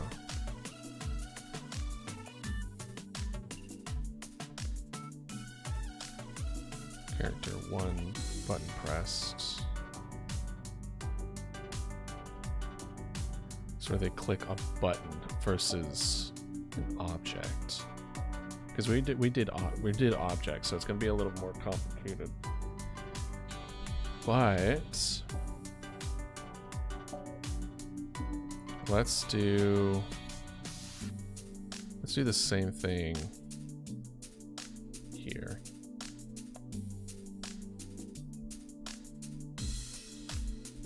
I'm gonna block y'all for a quick second. Let's just do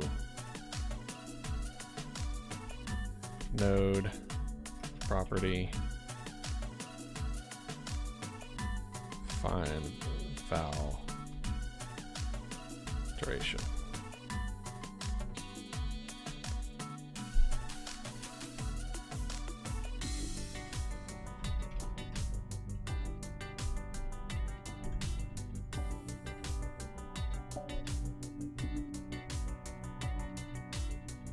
Didn't like that?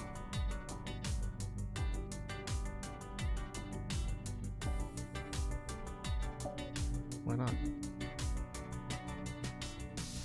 Identifier node not declared to the current stage. Oh, got you. Camera 3D.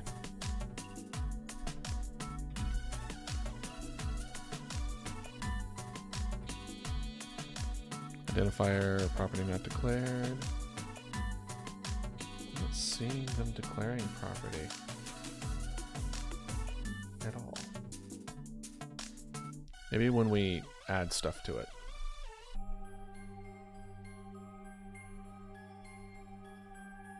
And then we'll do at on ready variable. And we'll make a variable for all the different cameras, right? So we have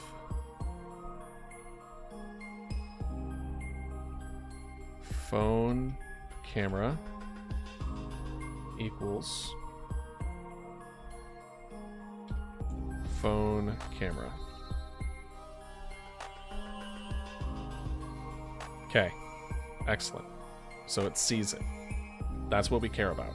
We want it to see these cameras. And then now we do this thing for phone camera, printer camera.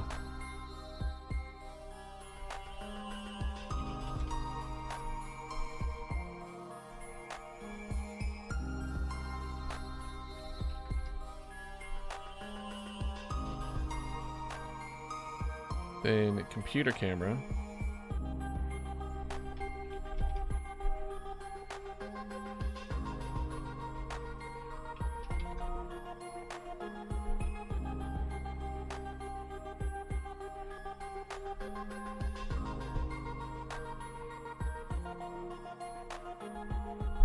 Because maybe I can do what I'm doing here and put it into the zoom for the process that I have going on here.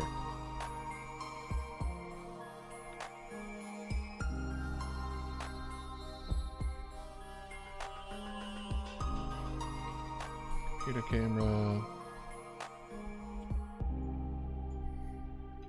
Numpad. Camera.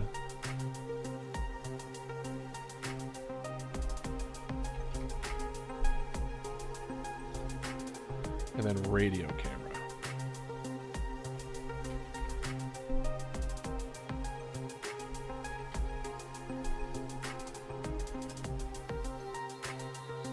Okay. And then the way they had it. Let's see. We have variant position. I don't know why it doesn't like this. Camera 3D. It was property, thought out. Oh, is it because it was supposed to be up here?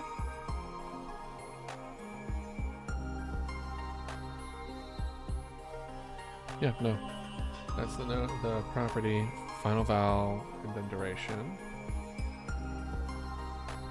And then from here, they have on button pressed.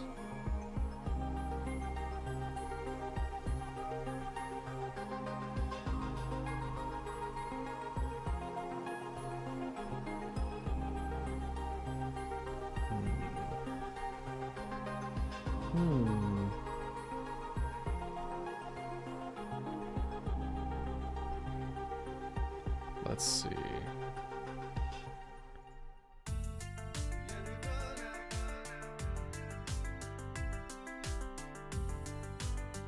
See if I can translate this to my own understanding. Because this is the function here when this event happens. So that's what we need to call. On Area 3D input event, we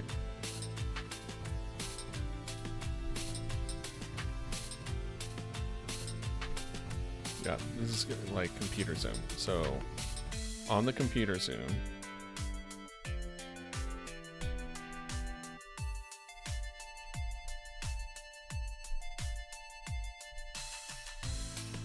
then we do on Area 3D put event.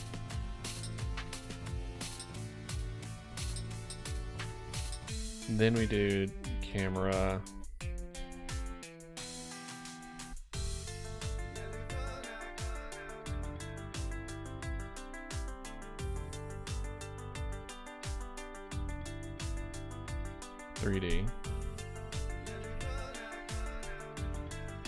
Position.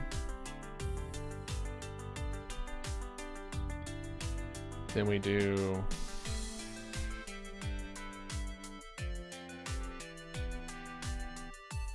let's do phone camera first. Dot position. Let's do move speed up here.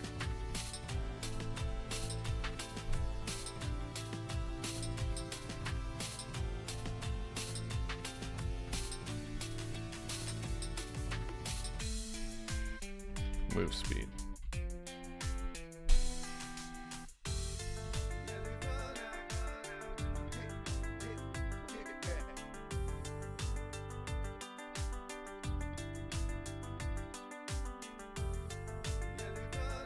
It doesn't like the phone camera position?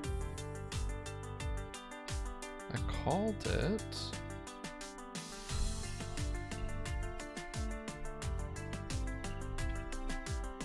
What do you not see? The duration is the move speed, which I see here.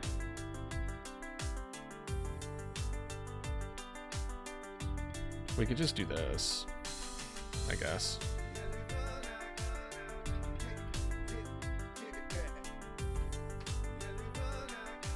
Okay. Expected indented block after function declaration.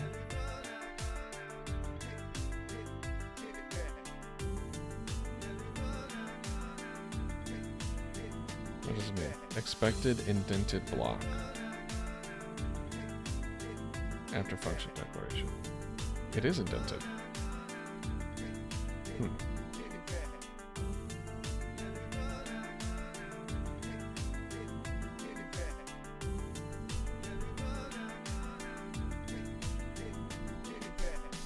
I don't know why it's mad. Expected indented block. Do I need to do like this again? Oh, right.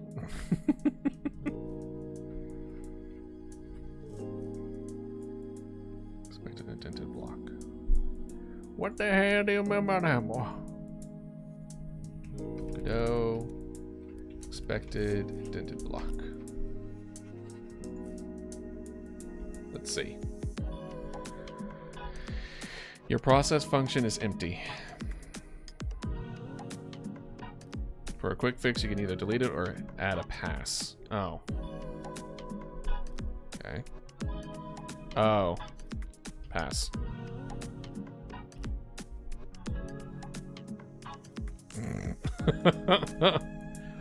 Okay.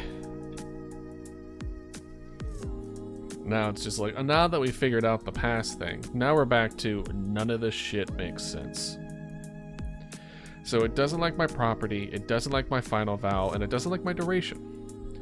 Literally the three things I'm trying to make. So, let's see. Let's try to figure out this, yeah.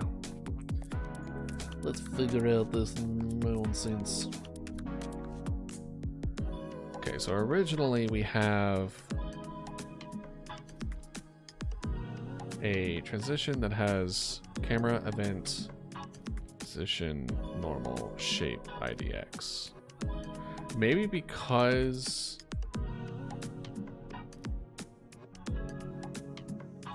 we're putting it into an event press, right? This is the input event versus a button press kind of deal. I've kind of flipped them where it's like this should be here and then this should be here, where they made their own camera transition, looks like. Let's see, they made their camera button pressed from both of those.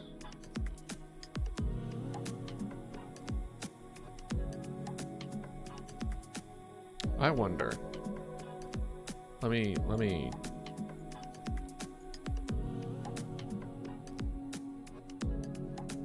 Can I do radio? Can I make it that way? I can!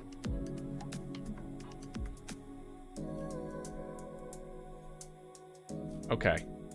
Let's do that. So we are going to make it so that we can modify it so that it's radio on Area 3D input. I guess we could also just rename it.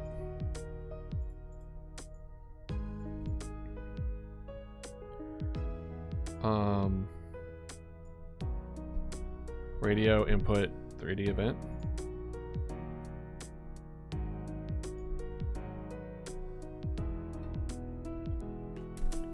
I don't know if that will mess with it, but I believe it's just changing the name of it, which is I am absolutely fine with because I wanted to do it.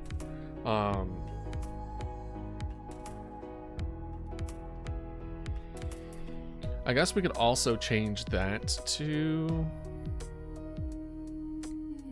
like the zoom thing that we've made up here, right? Where instead of radio input event, we could just call it radio zoom. Let's try it.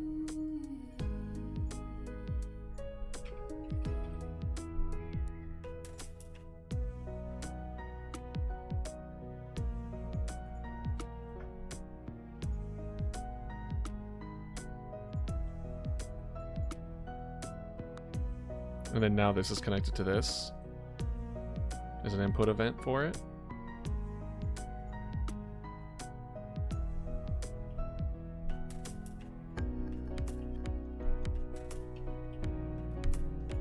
Maybe.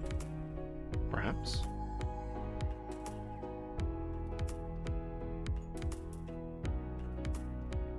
Okay. So now we're going to actually edit all the way down to like link the zooms here.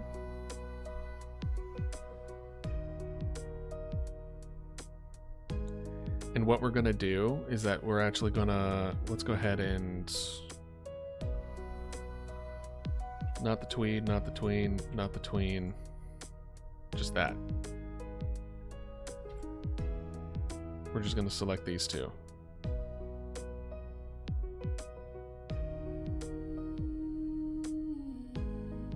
Let's go ahead and just do that for now. First, let's make sure I didn't mess this up. So let's do that. Let's get you guys so you can actually see.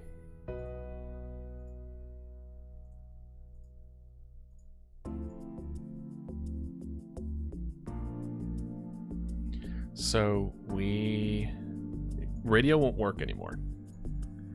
We have the radio up, so we can't do that. So let's go ahead and now switch it. So we have that.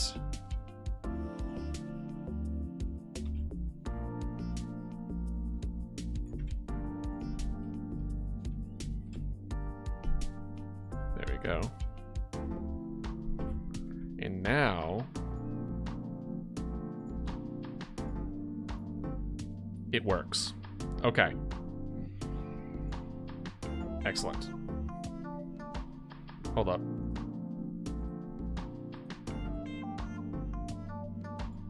Now it works for every thing that we click.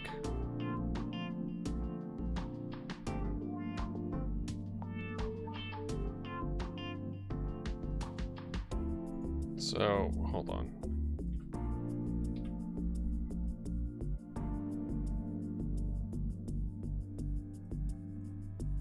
What's going on? Expected ended to block. Oh, gotcha. Pass.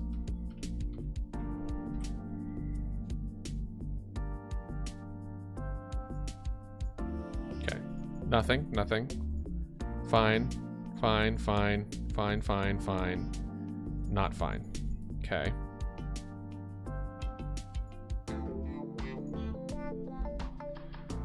So, but the radio zoom, it should work the same. Is it because I need to do this?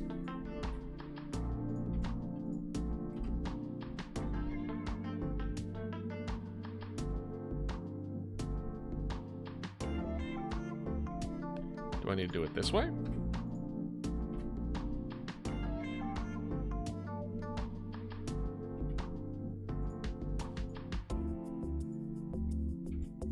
Why does this break that? Why? Too few arguments for the Zoom call. Expected at least 5, but received 0.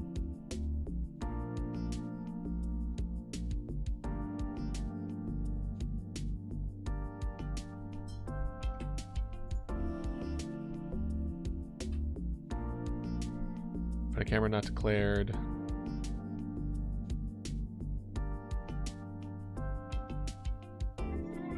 Should we move forward with trying to translate this maybe? Camera 3D. The event is select.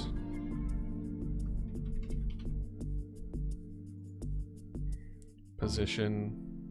Wasn't position always in quotations?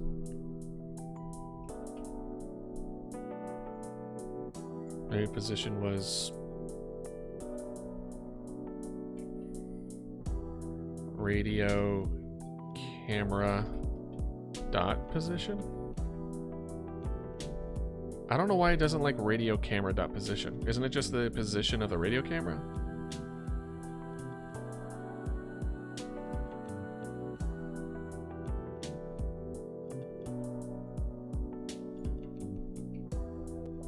I don't know what that one is. What is the normal of it? What are you? A stupid sound. Why is it calling for this? Should we just... Let me see something. Let's go ahead and then it's just like, oh, you're not calling for enough. It needs 5. What if I do that? What happens now? What you gonna do now, huh? I mean, it's not ready, but let's see what happens.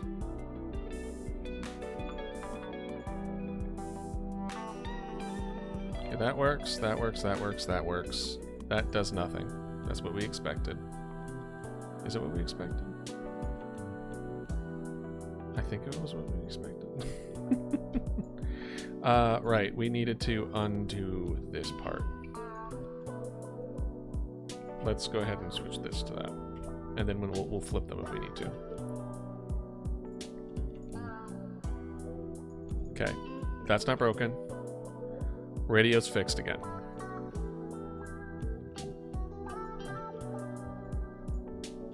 Okay, radio is fixed. So, this works now when we are given this. This, maybe I don't know what process delta does. Let's see here. Can I help? Online documentation. Process delta.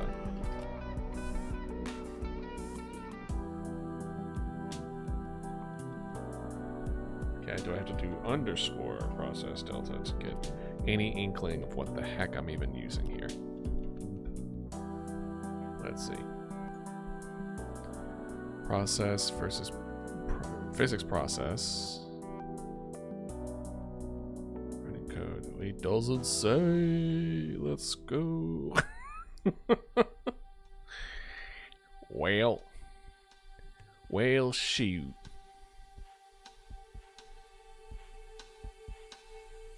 Well, darn it. Well, confound it. Well, slap my mama. Alright. So I guess we'll do the same thing here for each one. So we will copy this. We're going to do click radio. Let's do that. Now let's do it. Click to radio. Click the left mouse slap. Left mouse button. Alright. Excellent. We are moving forward, gentlemen. And other beings of life. And non-life. See, look how inclusive I am. I include even dead things.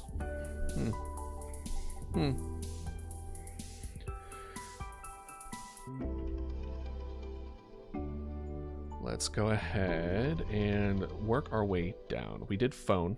No, we didn't do phone.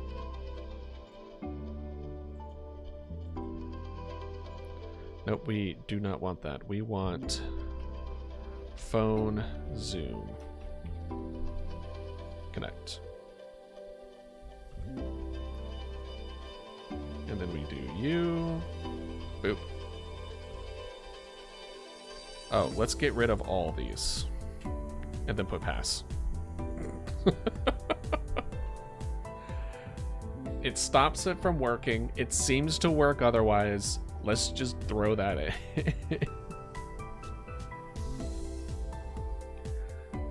And then we take this, put it in here, except clicked phone.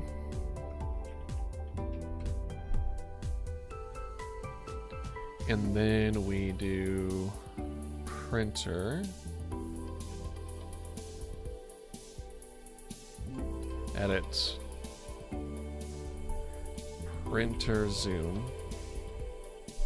Connect.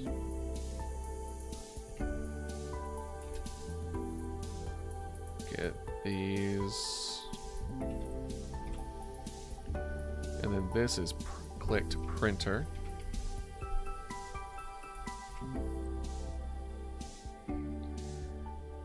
And then we'll do the same for you. Printer zoom. Connect. Computer. Computer zoom.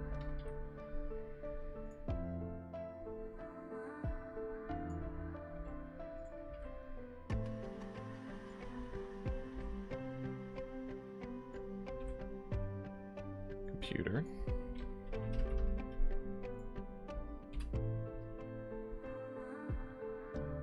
And then, last but certainly not least,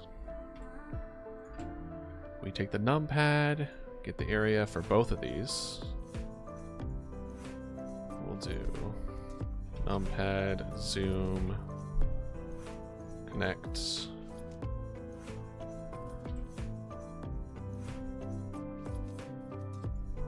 Numpad.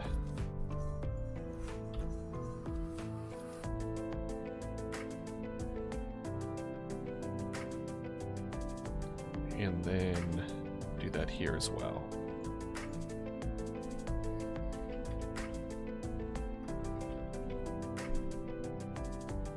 There we go.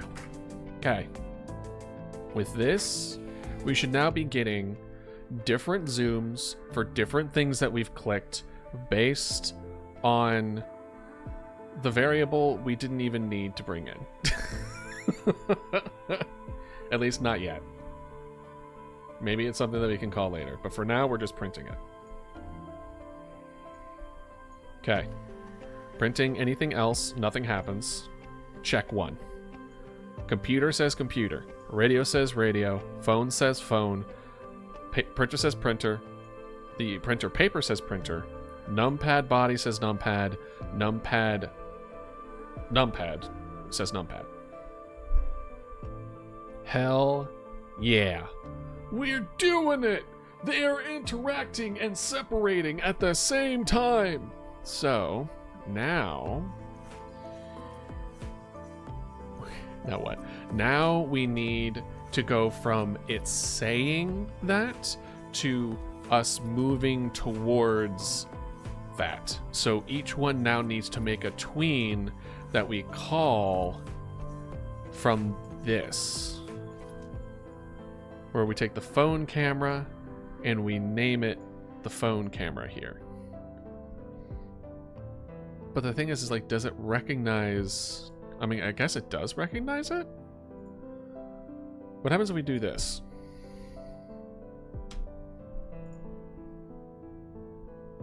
Or let's just do like camera.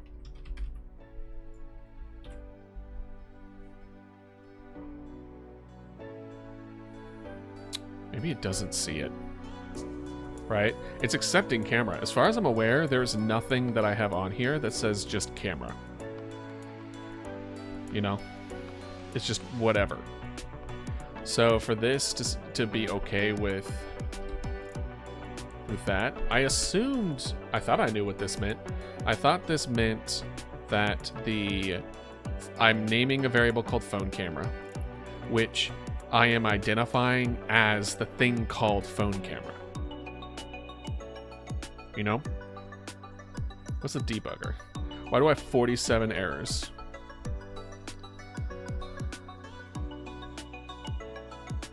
No, not found. Phone camera. Okay. Okay. Here we go. Phone printer. Phone. Relative to root main game main camera.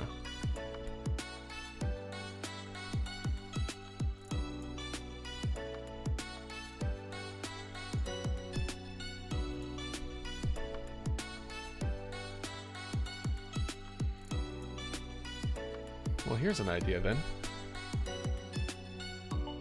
What happens if I do that?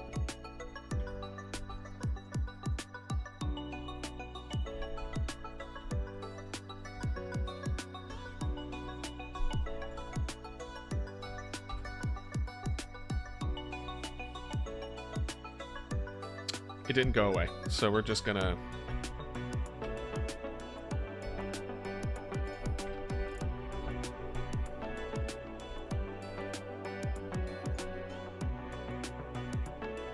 Oh boy. There we go. I was like, oh. Because this is a lot. This is a lot here. We have the people, including the player. Who has a match but doesn't exist, and all the office stuff. Actually, give me like 1 minute. I'll be right back. I'm gonna use the big boys.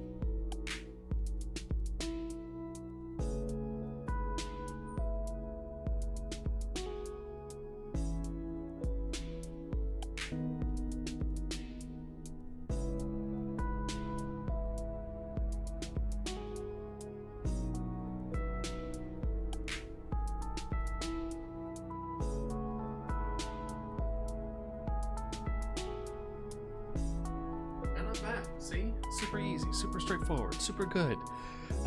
Still trying to figure out. All right, let's do this. Let's write it all out. I've done this before, so let's write every little bit out. So it's just got back from school and just got on your stream. By the way, if you couldn't tell, I was the one who joined your Discord yesterday. Oh yeah. Luca, hold on. Let me see. Let's see if I can find you. Were you one of the ones who made the art? No, Puffballs was the one who did art. Asterisk did art. Okay, yeah. Well, welcome to the Discord. Thank you for joining. I appreciate it. Currently, we're doing some game dev stuff, which is a lot of me just stumbling around trying to figure this out. How about you, Luca? What are you up to? How's your day going so far?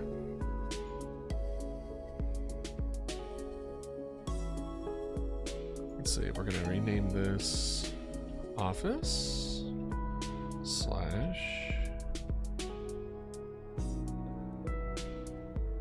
/ Day was good? Good. It's a indie horror game. You are a 911 operator in a town that's being slowly taken over by monsters that try to trick you to send people over and they'll end up killing them as the town slowly gets taken over and you try to fight against it.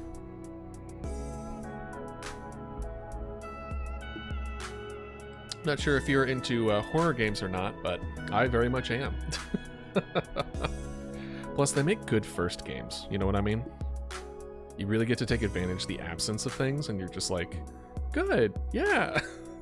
Yeah, I meant to not have any information in there. Or like a doppelgangers? Oh, excellent. And yeah, very much so. They are monsters that have always hunted humans, taken advantage of our social ability, and they are the reason why we have so many legends and, old wives' tales of not going into the forest and listening to voices that you don't see the faces of. And also the reason why people tend to disappear around caves. So in this town in particular, they followed the main protagonist to their town as it slowly gets taken over, and then you have to determine on the from the phone if the person on the other end is a real person or if they are one of these imposters. As they slowly start to take over and all that other kind of stuff. And then some of your coworkers end up leaving, increase the difficulty, and I'm really excited to make it. Right now, we're currently at the stage of hopefully finishing our interactions, so then we can start moving into designing the spread of these things taken over. Thank you. I appreciate the support, Luca. And I'm always open for feedback or any ideas you have as well. This is very much an organically growing kind of environment, so you're more than welcome. Or just talk about anything nothing related to game dev. I don't mind. You being here is more than enough. You vibing. It's just a good old time. Let's do phone. Phone? I don't know how to spell phone. And then phone camera.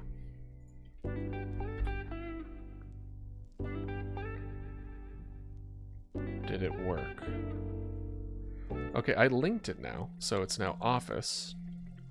It's office, then to phone, then to phone camera. So it should work now. Let's see. We click. I mean, the called phone works. That's fine.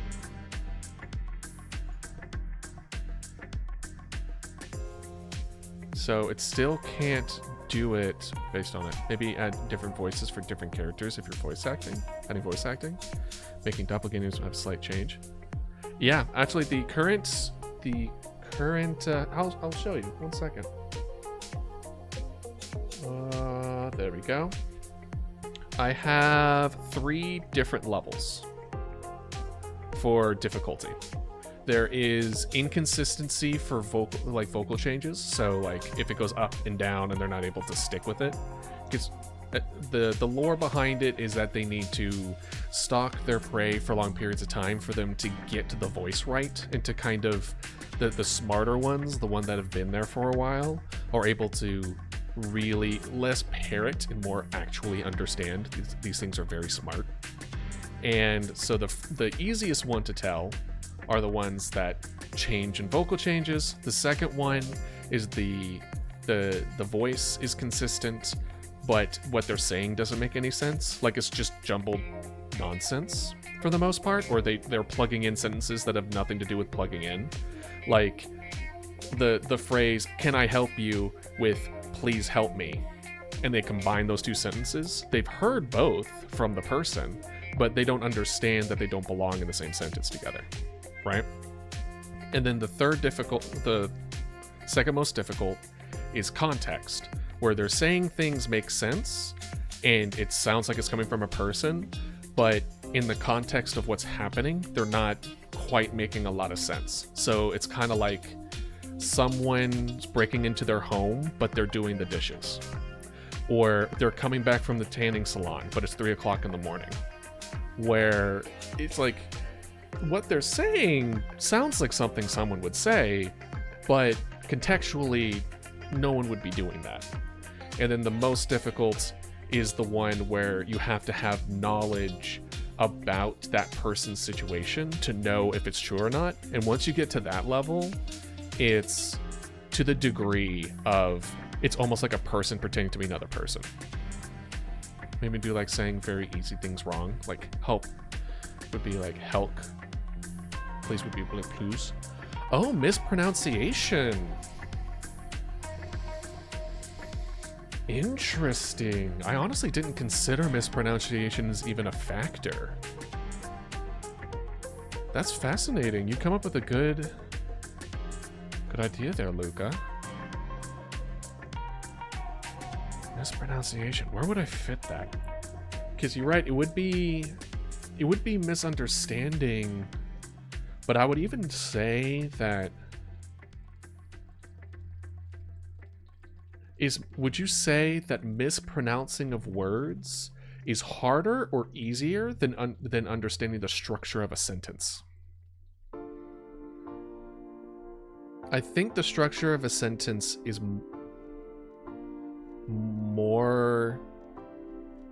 less difficult to catch than just a mispronunciation. So if I were to put that anywhere, I would almost put that here.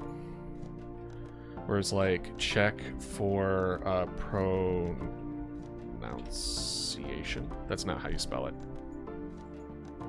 How do I spell this? I'm gonna Google a lot of spelling, and I apologize. And there we go. That's better.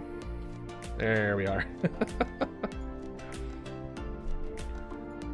So we have hearing, then understanding of. So they check. You're checking the hearing, whether or not you actually hear the variabilities of the sounds.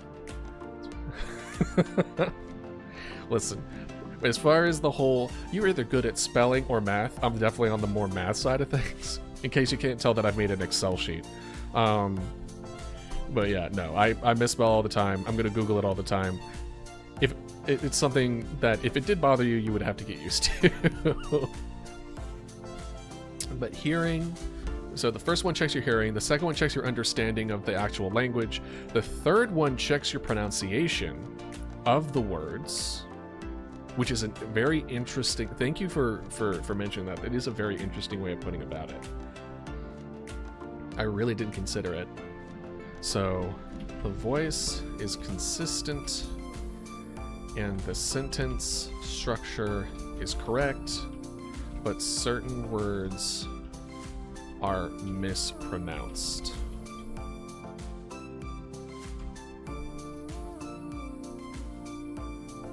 And then we'll add that to this. So, words are pronounced correctly, but the context is incorrect. And then finally, everything previously, context, words are pronounced correctly.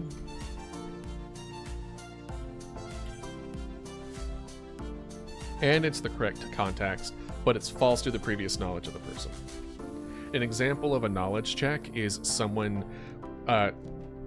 basically calling 911 that someone's breaking in and they're going to attack the child when you know that they don't have a child. That's a good example of one, and that's why it's the most difficult version.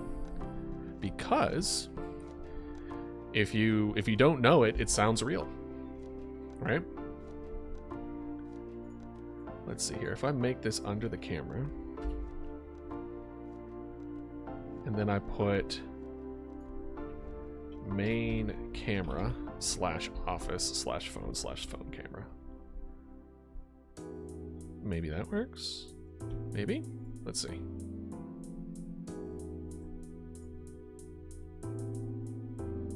Oh boy.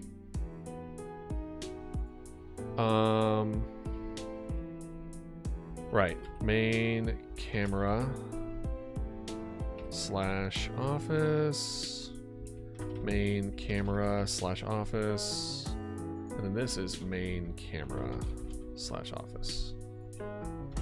Now let's redo it.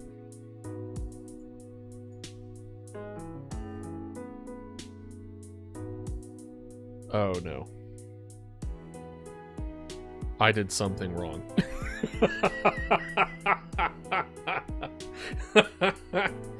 This isn't what it's supposed to look like. Oh no. So what we're gonna do, let's look at our 3D. Oh, no. Okay. Oh, wait, hold on. Maybe if I did that? Okay. Now do we... Why did everything go away? Okay. We're fine.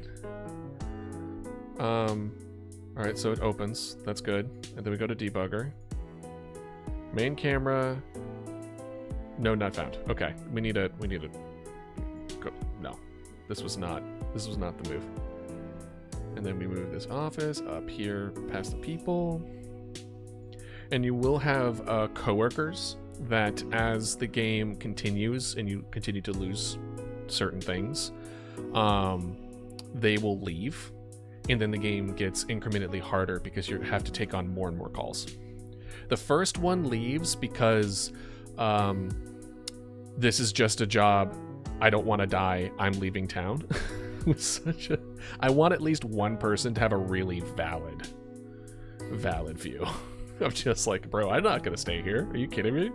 There's monsters pretending to be people. I'm out of here. I am gone. And then, their other coworkers are like, look, no, just stay, please. For badge achievements, maybe you could add some secret ones, like not help at all or help everyone. Achievements. I honestly haven't even considered what I wanted to do for achievements. I know for the gameplay wise, it's not going to be as easy if you can be able to not help versus help.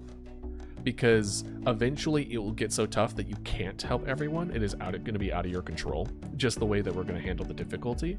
However, what I will do something on that line is there is going to be slightly different endings depending on it. I named it the altruist approach versus the turtle approach. So, because in the very beginning when we were making the game design document, we have to think of like, what possible ways can people, granted I can't think of everything, but what are the possible ways that people could play this game?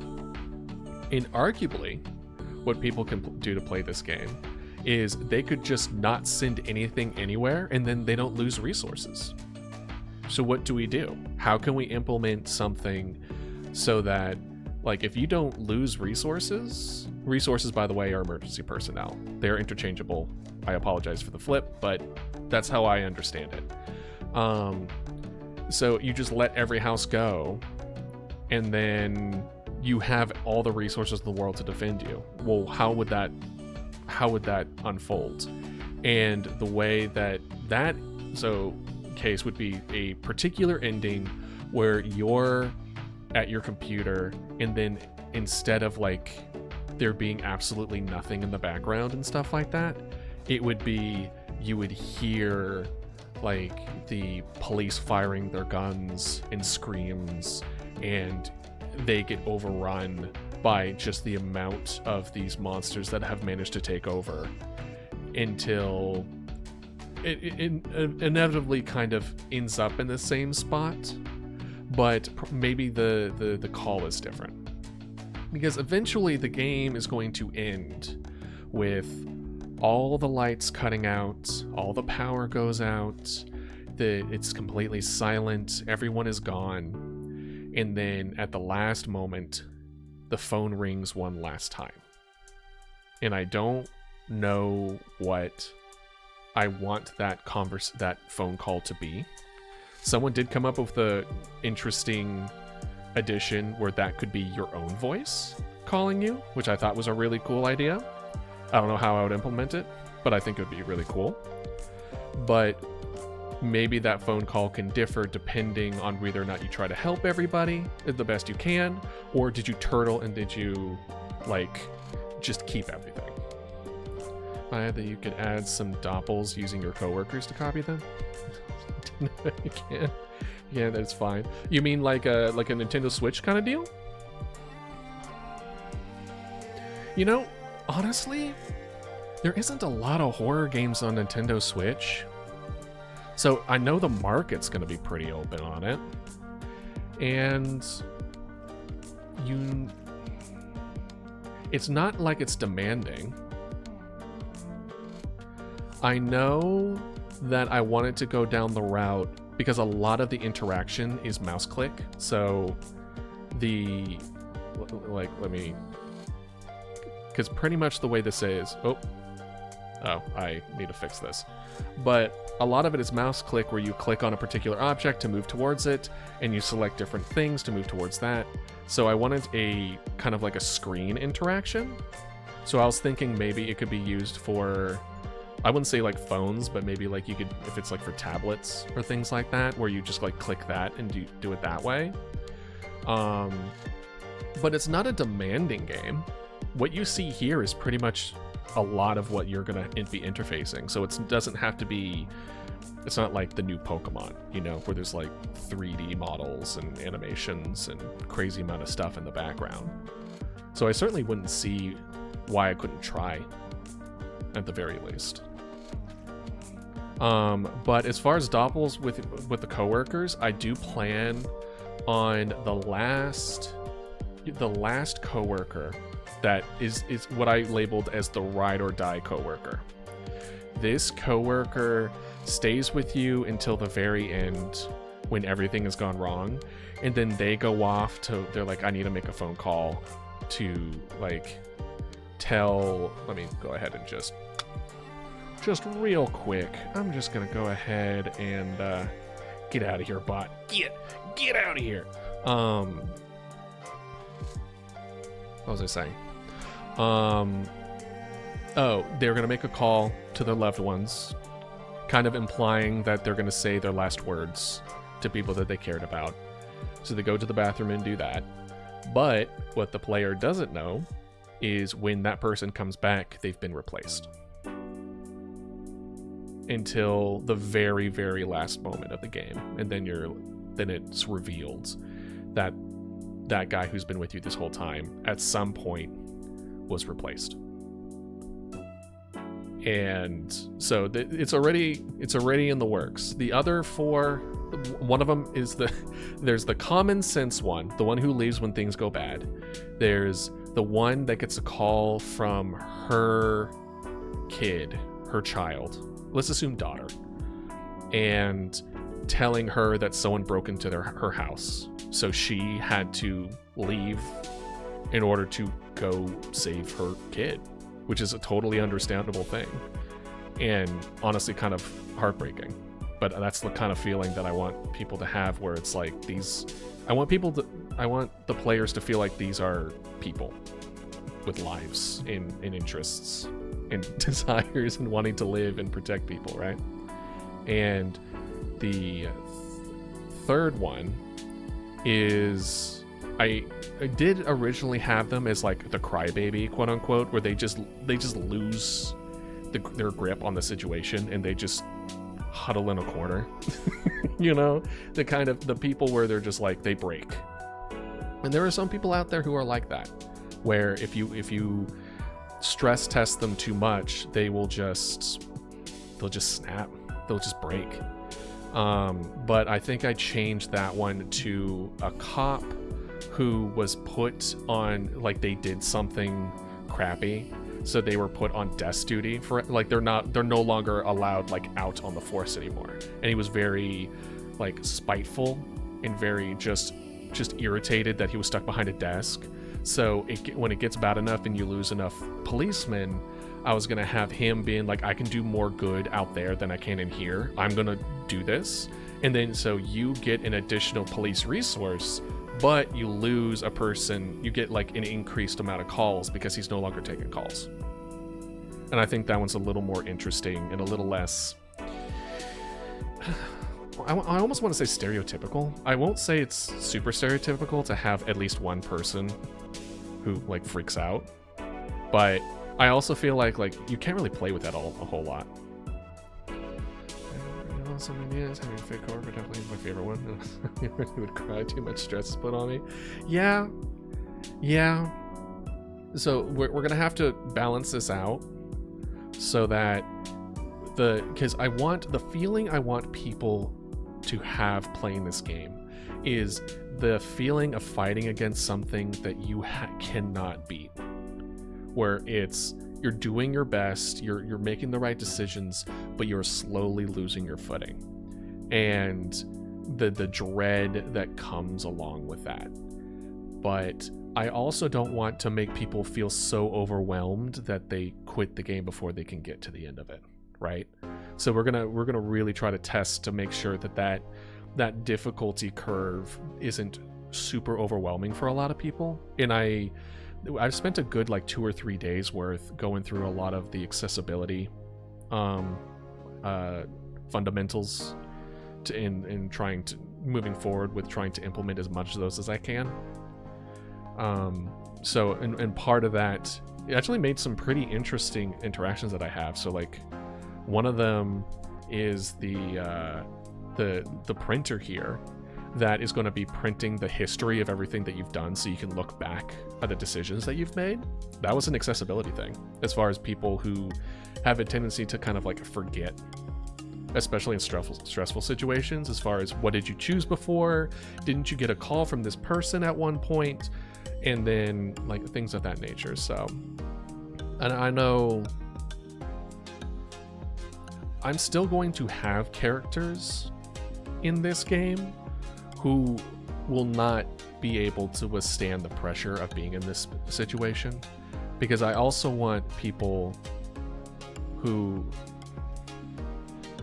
see a character act the way that they would act in that situation. I think it's kind of a special moment when they're just like, oh, okay, so that's where I would be, kind of thing.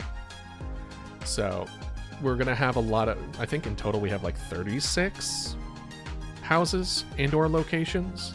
So we're gonna have at the very least 36 characters, and I plan on trying to get a lot of different perspectives and personalities and interactions and relationships between those people. Not hyper complex, not decision tree level, not The Last of Us choose your adventure kind of deal.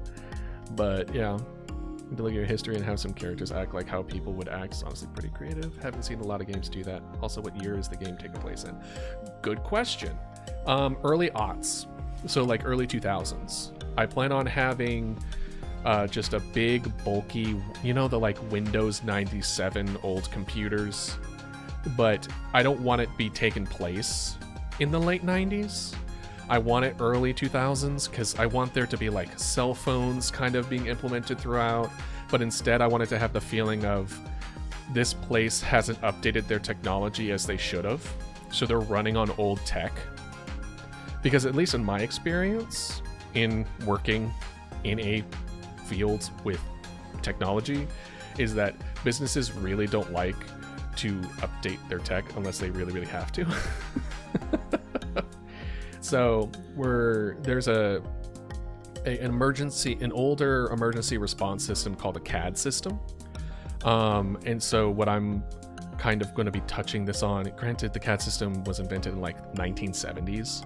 I think that there was a growing pain area right around that time period, and that's where I'm trying to dip into as well, where they're trying to implement more online technology, and that's why you have a printer, a physical printed paper on receipt paper versus all virtual, is that instead you have this weird, almost clunky combination of the two as they try to implement what they think is going to work well and what they're trying new that they obviously probably shouldn't move forward with.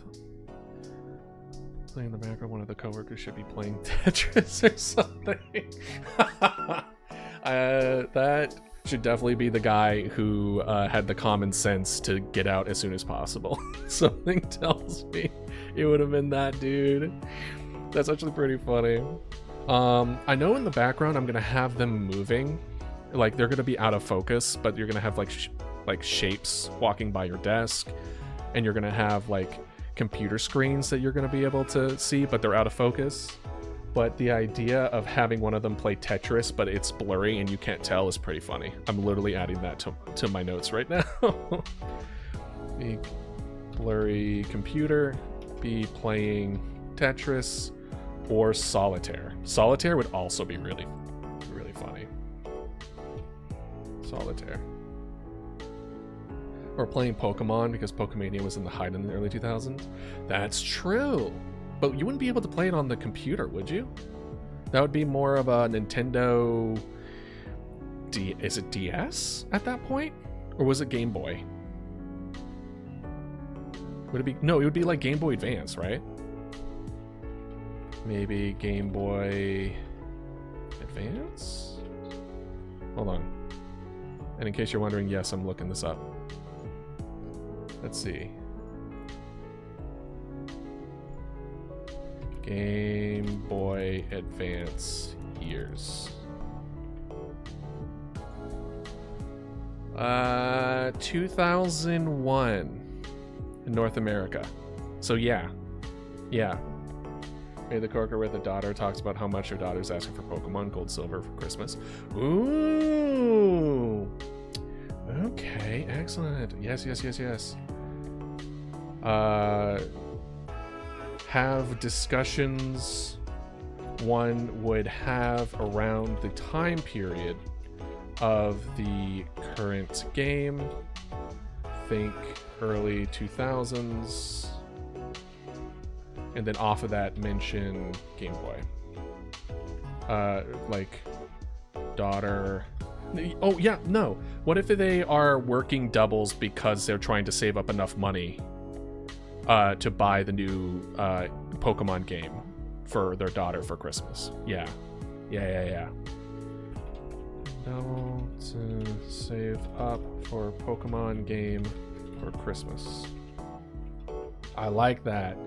I like that a lot, Ratty. Y'all are good. Y'all are good at this. I appreciate y'all's input. We haven't gotten to the point where we're making the scripts for everything, but you have no idea how excited I am to get to that step. That's when the fun really starts. When we start making the script for this game, where we start going into the depth of all the different characters, what kind of conversations they want to have with each other in the backgrounds. Because not even to the point where they're talking with the main character. I want them to talk with each other. I want you to kind of hear in the background after all the phone calls and everything, which, by the way, is going to be...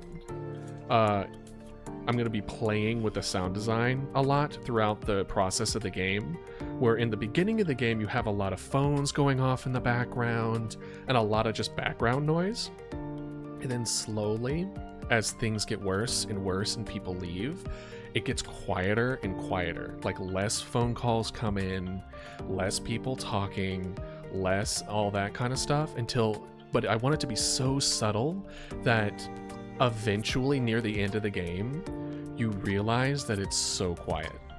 And I want to mimic that feeling of like the forest goes silent, you know what I mean? Where it's just like, oh, there should be noise, but there isn't noise. That's a problem. And I want to be able to play with that. So once we get to the sound design, we're also going to kind of try to find a good curve to make it so that it's subtle enough that people aren't paying attention to it, but once it gets to a certain degree, then you really pay attention to it. So that you know that everyone knows each other good. Oh yeah, no, exactly. Like you want this to be, I plan on having, I wouldn't say a relationship board, but it actually might not be a bad idea to create like a board of all these people, because I'm already planning on having neighbors that hate each other. neighbors that love each other, and that actually plays a role on how they interact with the spread of this happening, where it's like you have a neighbor who, you know, your neighbor's been, you know, having an affair with your wife. How is he going to handle a mimic trying to break into their house? Do you think he's going to call the cops? Or are they going to give a false report saying that everything is fine? Where it's just like, well, solves that problem. Or having a neighbor that they love come knocking at their door, or at least what they think is their neighbor knock on the door asking for help.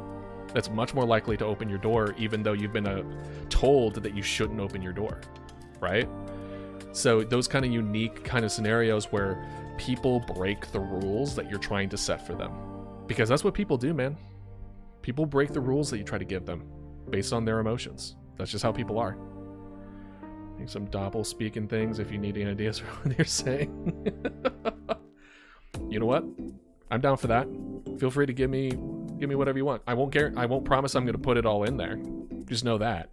But I'm always open for ideas.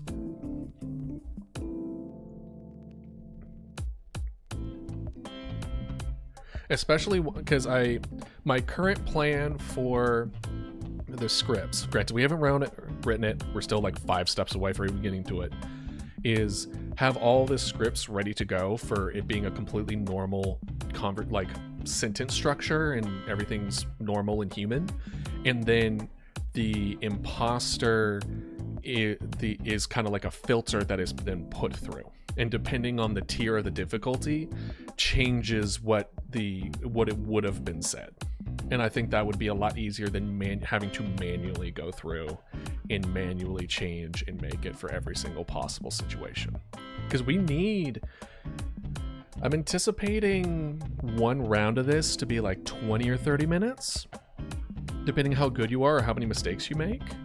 So the last thing I want is for people to get the same sound call, like the same call twice in the same round, or even like multiple rounds, because that can get old really quick. Once you start hitting repeats, I feel like that really like rips people out of the situation, where they're just like, oh, we've hit the maximum. We're starting to get into repeats now. So we're gonna definitely want enough, but I don't want it to, like, we're already way behind schedule, but so we're not even at that schedule anymore. But like, I don't want to take forever. I want to release the game. So, all right. That's why I did this test, but this would be for number 3, where the scenario doesn't make sense. It's like, help me please, I burned the mac and cheese while making pizza. And yes, burning the mac and cheese was something I did, so that's why I added it. A scenario that wouldn't make sense. They're saying they burnt the mac and cheese while making pizza.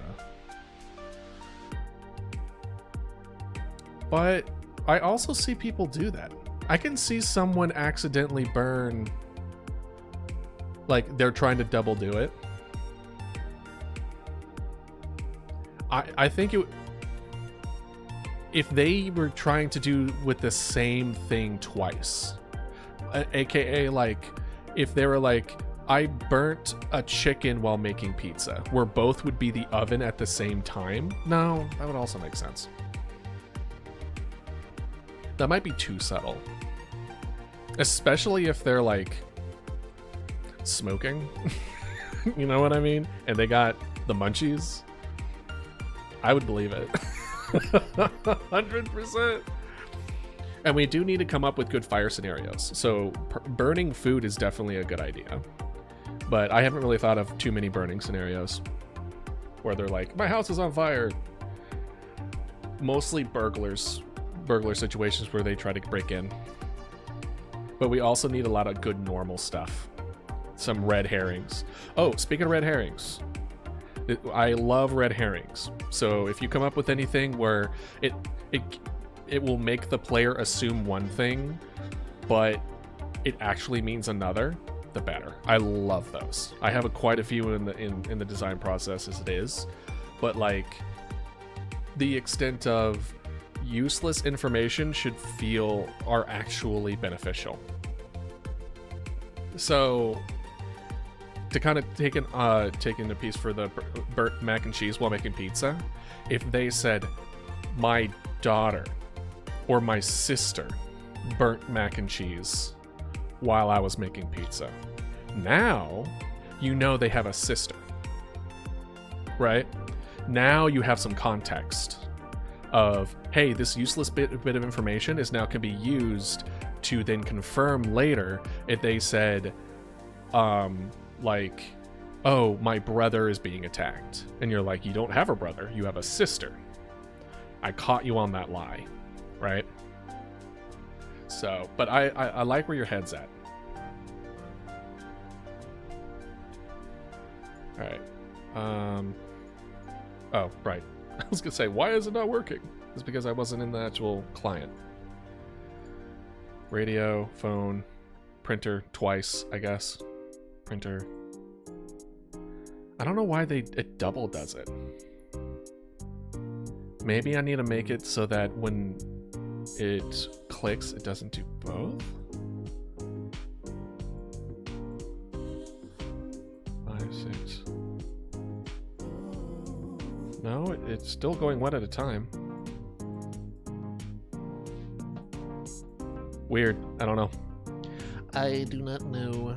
Let's do script. Not for the main game. This is Zoom object? Yeah. For red herring, one was like, hello, I need help. My mother shot my father and died. For a real child. Some people basically pointing to themselves after. Yeah. Listen, this game is about people in a moment of crisis. I get what you're saying. I am not opposed to having some of those in, but if we have some of those in, we will definitely need to have that be a warning in the beginning of the game. Because there's going to be certain, like, we need to let people know ahead of time as far as potential triggers. So if we do decide to go down that way, which again, I am not opposed to, and it makes a lot of sense, that at least some of the people will react accordingly to that, right? Especially, ooh, Luca. What if the kid saw only the dad shooting at someone in a distance and it sounded like their mom? So they assume that their dad shot their mom, but the mom was actually the mimic. And then the dad, unable to come to terms with the fact that the mimic killed the mom, does it himself. And so the kid doesn't know. He has no idea. All he knows is that when something goes wrong, to call 911. So he calls 911 and he's just like, my dad killed my mom. That's good. That's a good moment. Ooh, I'm writing it down. Dang it. This is why the script part is the funnest part. Damn it. I can't wait to get to it, but I need to be patient. I need to do the rest of this first. If I do the script first, I'll never get the rest of the game done. All right, have a good night, Ratty. Thanks for joining. Appreciate you coming by. And good suggestions, by the way. Script. Kid sees dad kill mom and unable to handle the sight of his wife dying from the mimic. It ends his life. Kid unable to process what has happened. Calls 911 and says that his dad killed his mom. Yeah. Yes. We're gonna save this as a note for today. Stream notes. Let's do that. Actually, you know what? Let us... we're gonna add a new tab. Oh.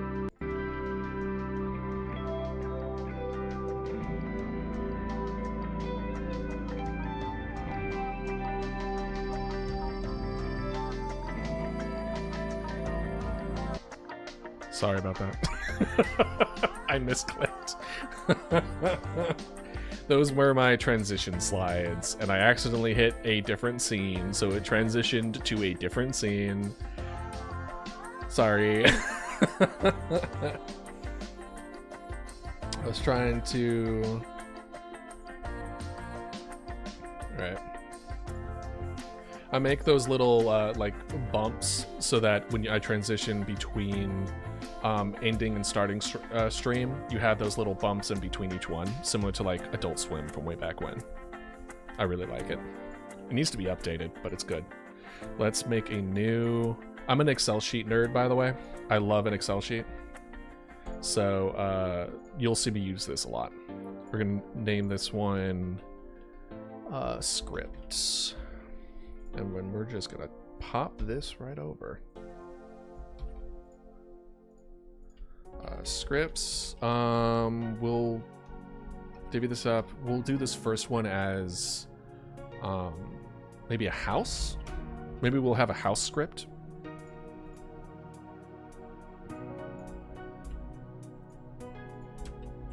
There you go.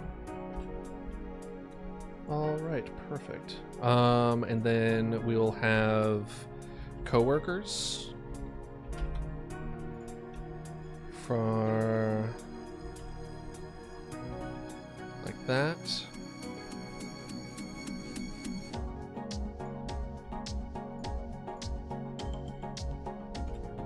There we go.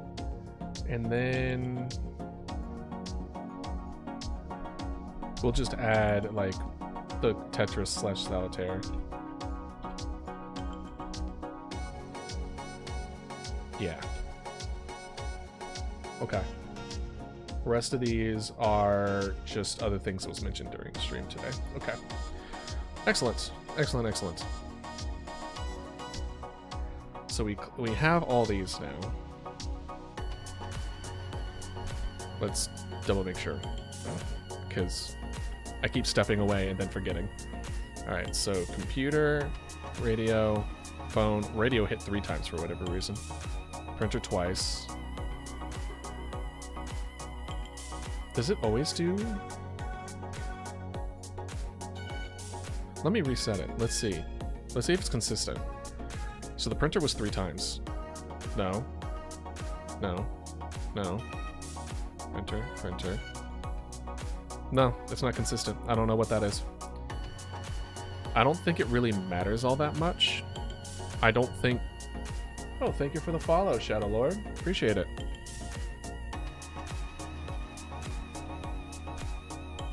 And so all this is good to go. Oh, we wanted to make the numpad. Because if we're going to finish with the interactions, we need the actual numpad, like, squares ready to go and interactable.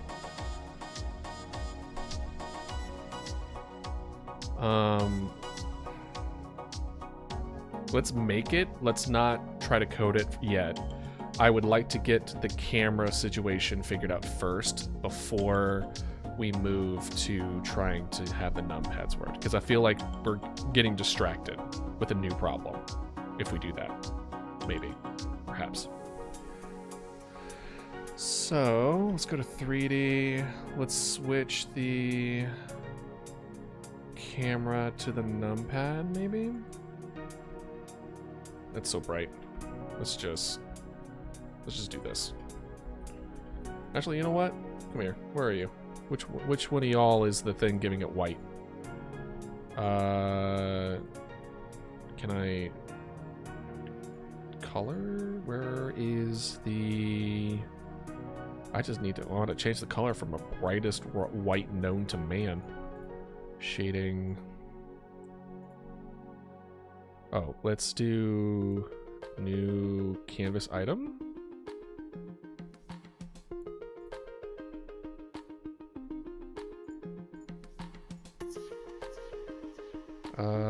Let's see here.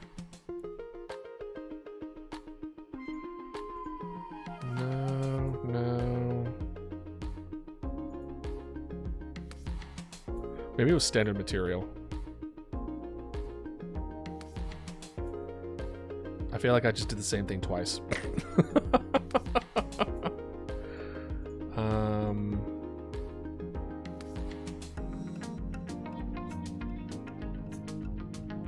Edit. Shading. Where I would like to just make it not crazy white. I don't know why. That shading per pixel, vertex color. I know there was one that I did. Shader editor. Here we go.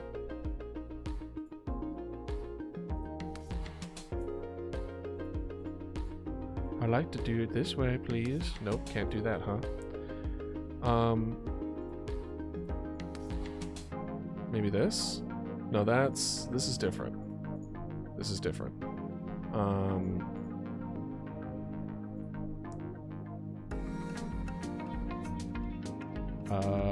Save as, we're gonna name this numpad. Save.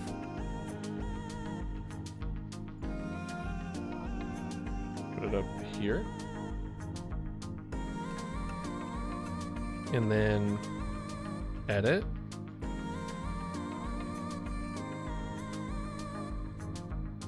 That did absolutely nothing. Okay. Oh, here we go, maybe? Oh, thank God. All right, there we go. Just literally anything. Apparently albedo. I don't even know what albedo means. I'm assuming maybe it's French for color. I don't know. All right. So now, when we look at it, well, let's not necessarily look at it exactly, but all right. Now numpad, not my numpad buttons. We're gonna add. Oh wait, hold on. Let's go back to the main game 3D. So we have the mesh. So we need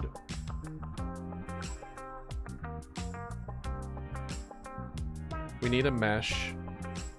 We need area 3D. No, do we need area 3D? No. But we do need an object for each one. So we will, I guess, keep on making ones for like, it was like a 3D node. And then this will just be like one.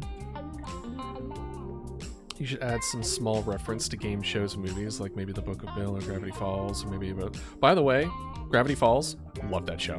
I love Gravity Falls. It's one of my favorites. Maybe a poster of your favorite game, maybe subtle differences people taught. Honestly, I mean, isn't that the game developers' crutch more than anything else in the world? Putting in things that they love? I'm gonna do it. I'm gonna do it. Do you not think I'm gonna put the marker from Dead Space in every single game that I make? Not even close. Not even close. It is gonna be in every single one.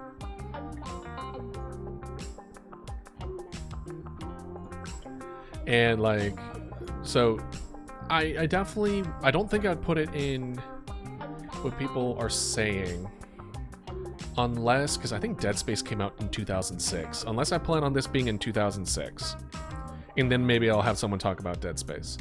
Because I'm trying to think of what else, because dinosaurs would be on there. I'm definitely adding a squeaky dodo toy on the desk that you poke and then it just honks.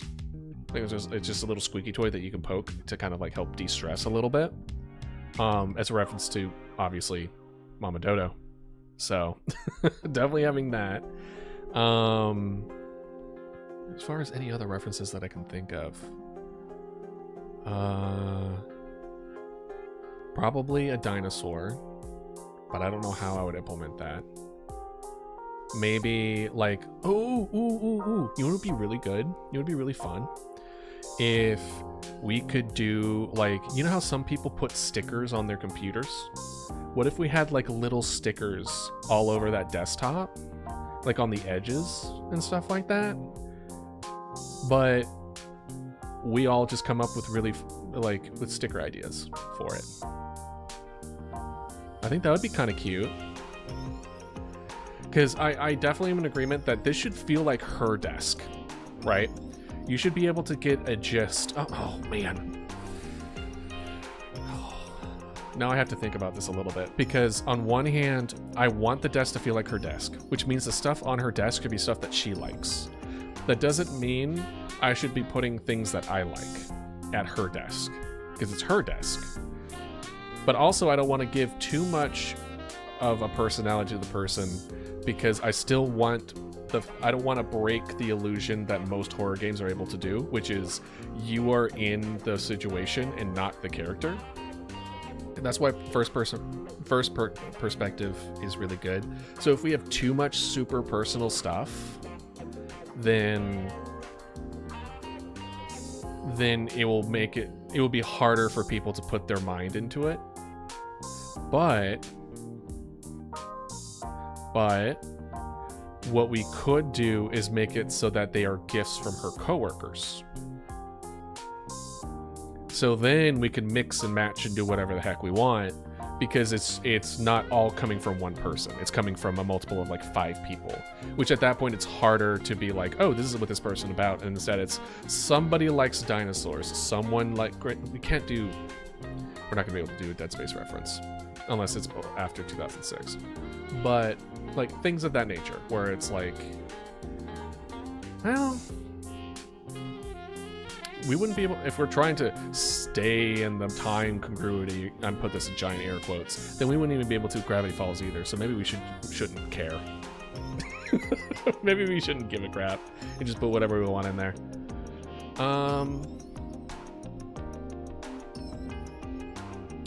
Oh, you know what would be a really good Gravity Falls reference? What if we did like a book, and it's the name of and it's like the handbook. I forget the name of that book though in the series, but you just see like the spine of it, and it's off in the corner. If we keep it subtle like that, is it really just called Journal 3? I thought it had like a name. I know it had 3, and it had a giant 3 on the cover, but I don't know if it had a specific name on the spine. Or maybe it didn't even have something on the spine of it. And if that's the case, what we could do is just have the book look like that book, and that might be enough. Because I think that book looked very unique. Just Journal 3. Alright.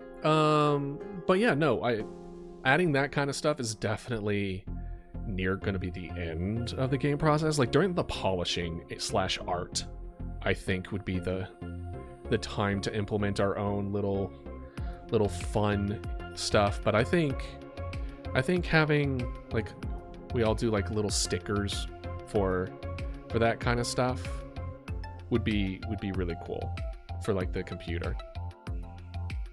I think that would be pretty fun. We won't go super crazy on the front of it, but like when it's zoomed out, so like if we go back here, like on the sides of it, or when we go to like this angle, if we can see more of the back of it, we could see it like up along the side. And honestly, we should probably be seeing, I'm thinking maybe we can change the angle a little bit so we can see the back end of it. Working on a sticker right now? Hell yeah, Luca. Hell yeah. Let's get it. Where is numpad buttons? All right, so we have one. And then we have...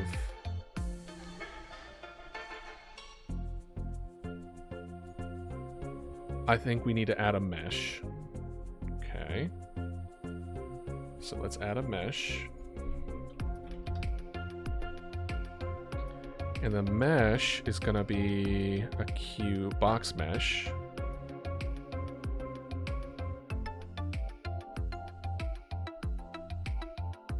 Let's block out of the perspective.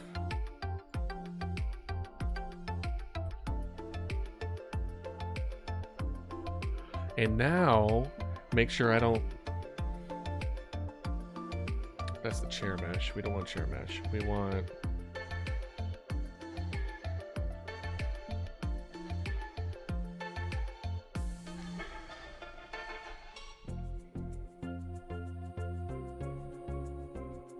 Maybe...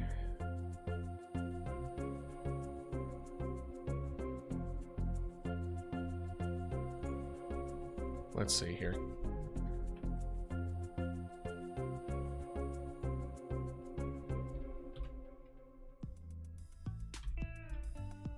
Okay, let me go back in here. Let's save this and then go back. And then we go to numpad. Yeah, okay, we're good. Okay. Excellent.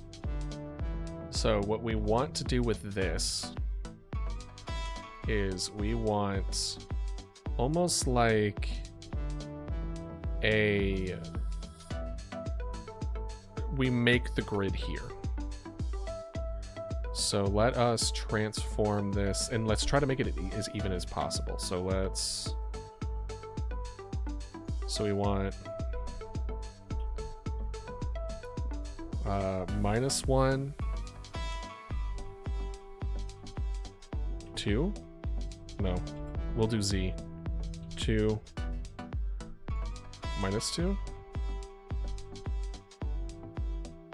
So I'm trying to think here where it's like we want big ones on the right. We want 9 down the way. So if that's the case, is it -2, -2? And then, is it control? Nope. Ooh, that is kind of neat though. Okay, cool. I need to remember that. Is it alt? There's a button. First of all, stop doing that, idealist. Okay, so words of advice for someone who has done this multiple times. When you are trying to move an object, move the object and not the mesh.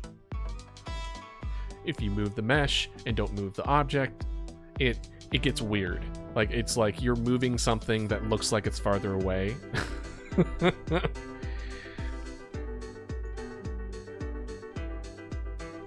So I'm thinking like that, and then I thought what I could do...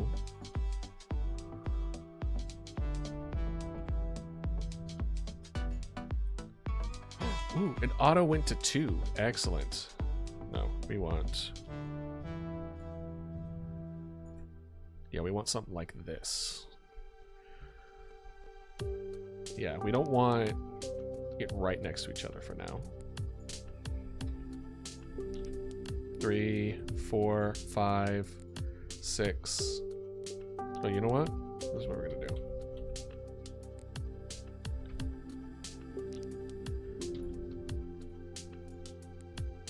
What the? Oh. We need to go to this. And then what we're gonna do, actually, we're just gonna do this. We're gonna have it all go in the middle. There we go. Then 3, 4, nope. 4, 5, 6, 7, 8, 9. There you go. And then we're gonna go to 2, and then we're just gonna do this. No, 2. 3, 4, 5 stays there, 6, 7, 8, 9. There we go. We have our numpads, yes. And then we want, except we don't name this one 10, we name this one A.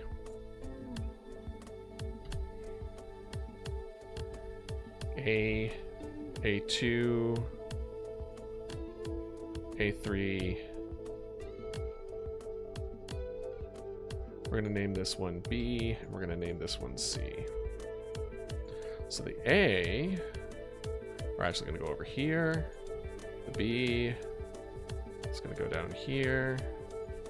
And then the C is going to go down here.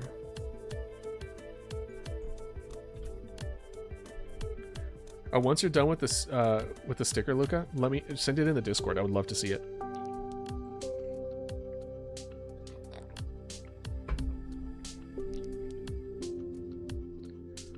I want this to be like a slightly different,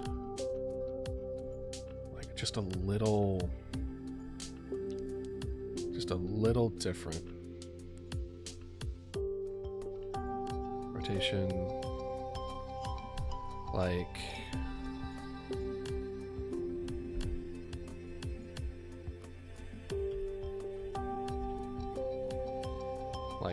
this.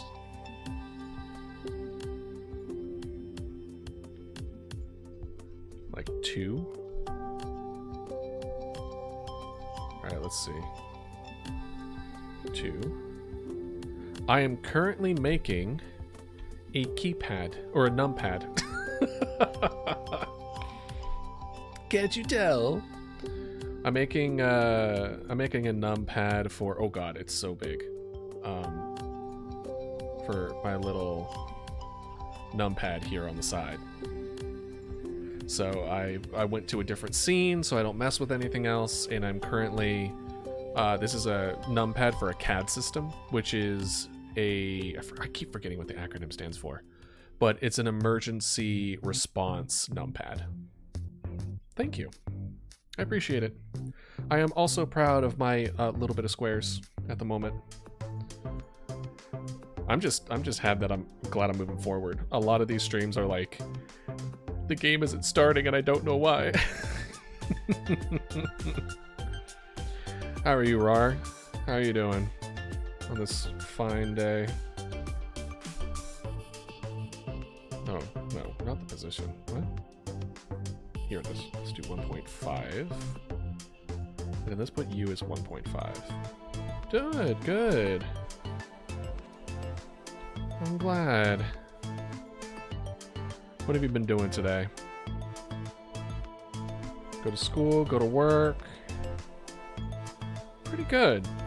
Honestly, I'm having a pretty good stream so far. Y'all have been coming up with some good ideas, good feedback. Love it.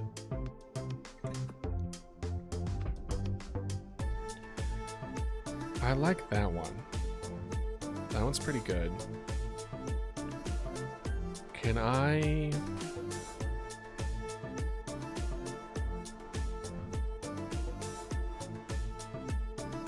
We should make another mesh? No. What did we do before? What am I doing with my life? I've been just hanging out bored. I am sorry. Boredom sucks. Thanks for the follow. Well, hopefully I can alleviate at least some of that boredom, my guy.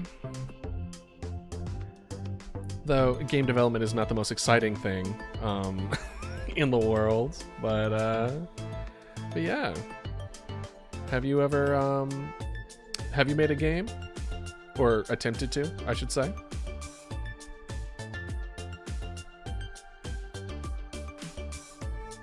Let's see. Let's see if we can just manipulate it in here. Alright, let's see here. Let's turn this guy around a bit. Why is it like that? Did I mess with the... I remember trying, then giving up because I'm pretty much... You're not... I doubt that. Listen, anyone can learn it. Anyone, including my dumbass. Is the reason why I'm streaming, making this game, even though I have no idea what I'm doing. Because it, like, it shows y'all that it's okay. It's okay to really struggle. I have also tried to make a game and failed twice, I want to say. So you're going to see me stumble a lot. You're going to see me watch YouTube a lot. You're going to see me go on Reddit a lot to try to like learn how to do things. So if you've come into this stream expecting a expert coder and game developer of 10 plus years just fly through, you're on the wrong stream. If you want to watch a novice at best who has fairly decent drawing skills at drawing dodos and duck costumes attempt to make a horror game without any proper training and or tutorials, then you've come to the right place. And then whatever I learn, I try to pass it on to y'all. I try to, you know, do something. I know there's going to be a video I'm going to try to make just because, like, I couldn't find any of it anywhere. And I ended up finding out how to do it. And I was like, F it, I'll be the one. If no one will teach you this, I shall. Oh, man. All right, so... Okay, that's all 0. That's fine. The position is good. Should this not be XZ? Should it be XY? Question, what's this companion of the lamb thing? It popped up on the side of the stream for a second. Oh! Companion of the lamb is a Twitch integration for when I play Cult of the Lamb, and it allows you to interact with the cult in of itself. Granted, I don't think it really... I think you can be in it, like you can possess a body, but I don't think you can do all the like voting stuff because I don't have channel points left, like, yet.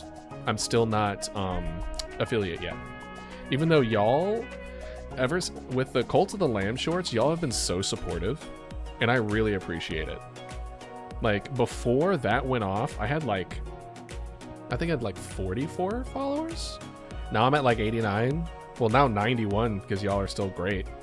But like, I haven't reached the point where it's like an average, I think it was like 3 within the last like 90 days because it's been such an explosive growth recently. So I haven't gotten affiliate yet. So there's no channel point stuff. But as long as y'all keep watching my stuff, that will just come on its own. And which I am very thankful for.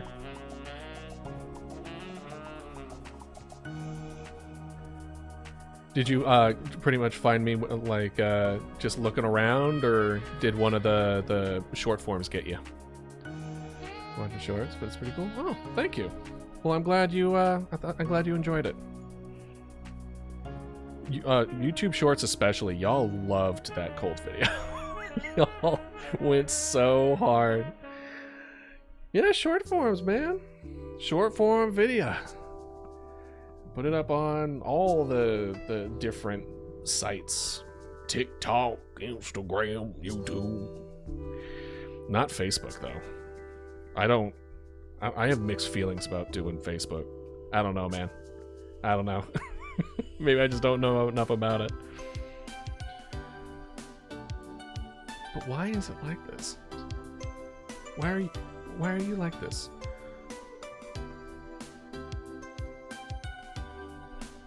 Why is it oh, it's perpendicular to the object. No, that makes sense. All right, so we want a rotation of not Y, Z, Z, the claw. All right, So now we have it perpendicular. No, we don't. We have it... Crap. Okay. I'm turning my head in real life. Posted the stick in the Discord chat. Ooh, hold on. I want to check this out. Oh! Bad drawing. I love it. It's so cute. How many horns do you have? Because I see the horns in the front. I see the horns in the sides.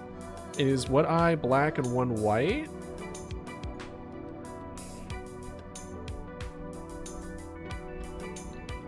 I like it. I think you need to give yourself a little more confidence in your drawing skills. You're doing great.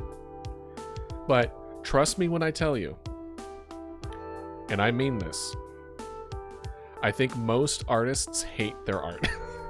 I am no exception. I hate my art so much. I really do. But I also know people love my art, and I need to learn to love my art. So it's just one of those things that, like, I don't know, man. I think it's something to do with you wanting to draw a particular way in a certain, like, quality, and then you seeing what you produced, and you're just like, fuck is this? so I didn't make this. This is not what I wanted. At least that's how it is for me. But you know, you'll get there. I love my art, but I think other people think it's dumb. Really? Make goofy creatures? Bro, I love goofy creatures.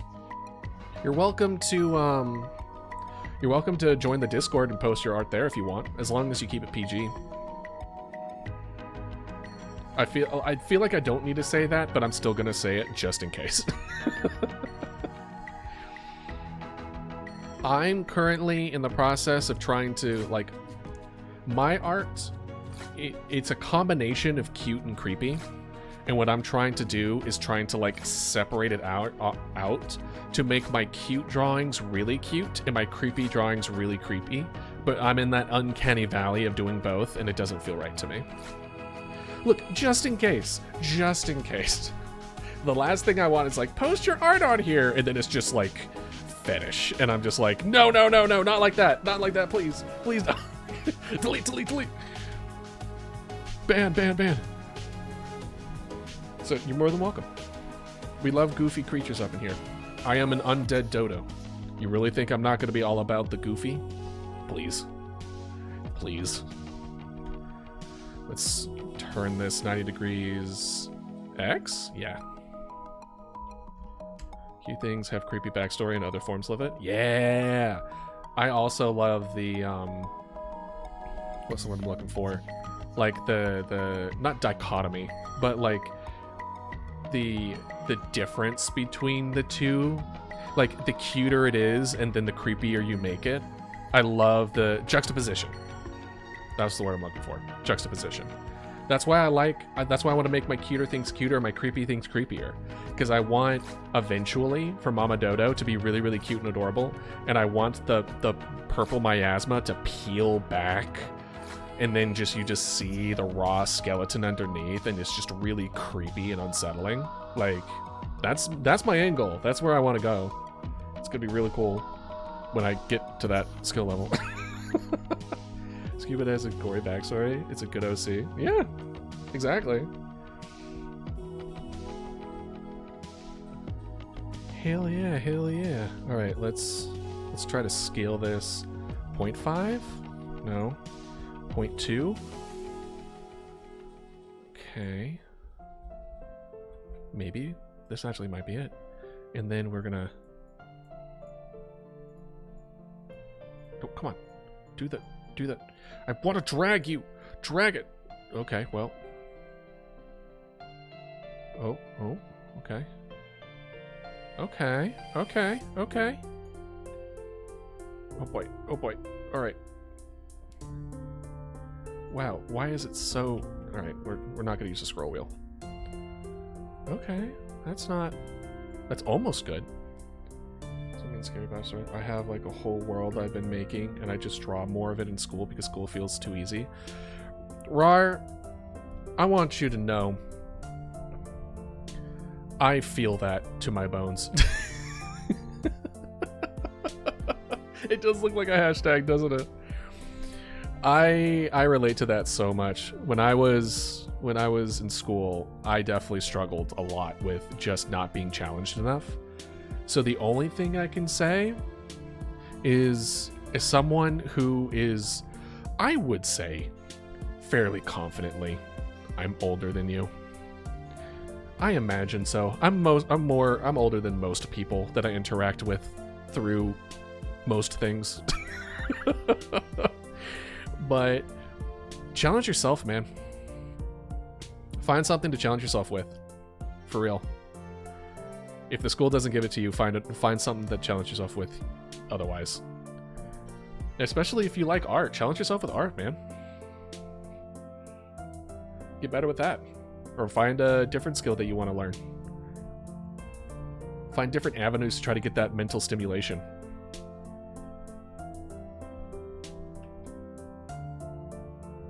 Let's move this to maybe 0.15. Okay. The hashtag was really funny though. All right, we want like a little bit of up. Okay.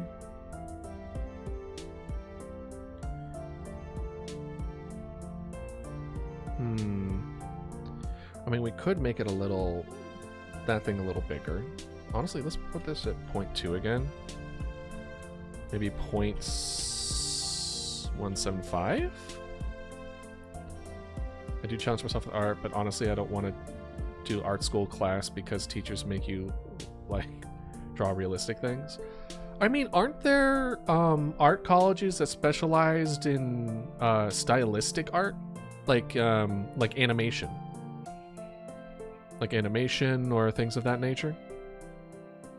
If not, or like a cartoon stuff. Like I literally have a where is it? Animator's survival kit book literally behind me because I want to learn how to get the fundamentals of animation done.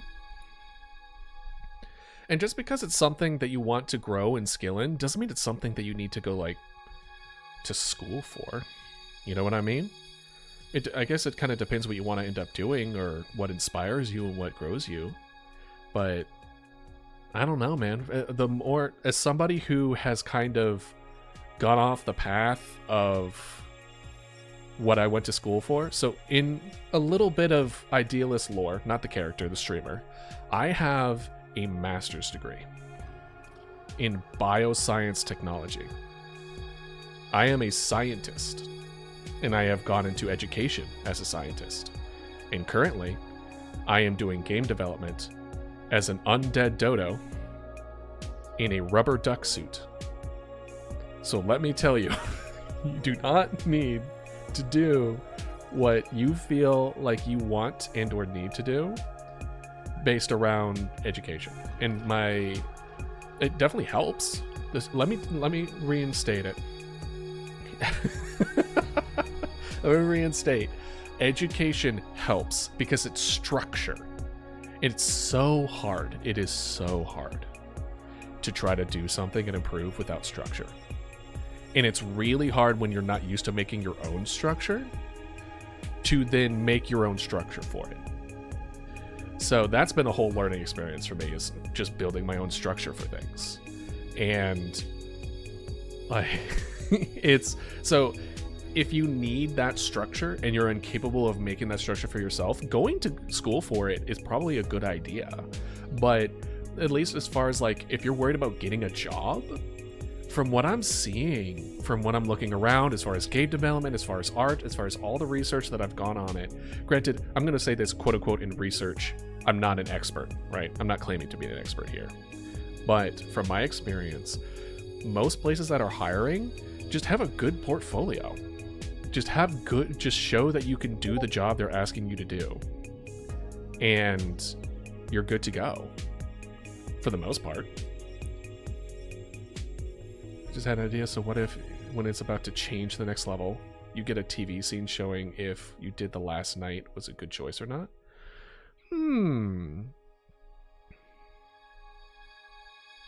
Well, just to clarify, this is all the game is all happening in one night. This is all happening in one night. There is no multiple days, multiple nights situation. Like, I have considered having like static, like random static of things going wrong. I know the current map that I have going on for it.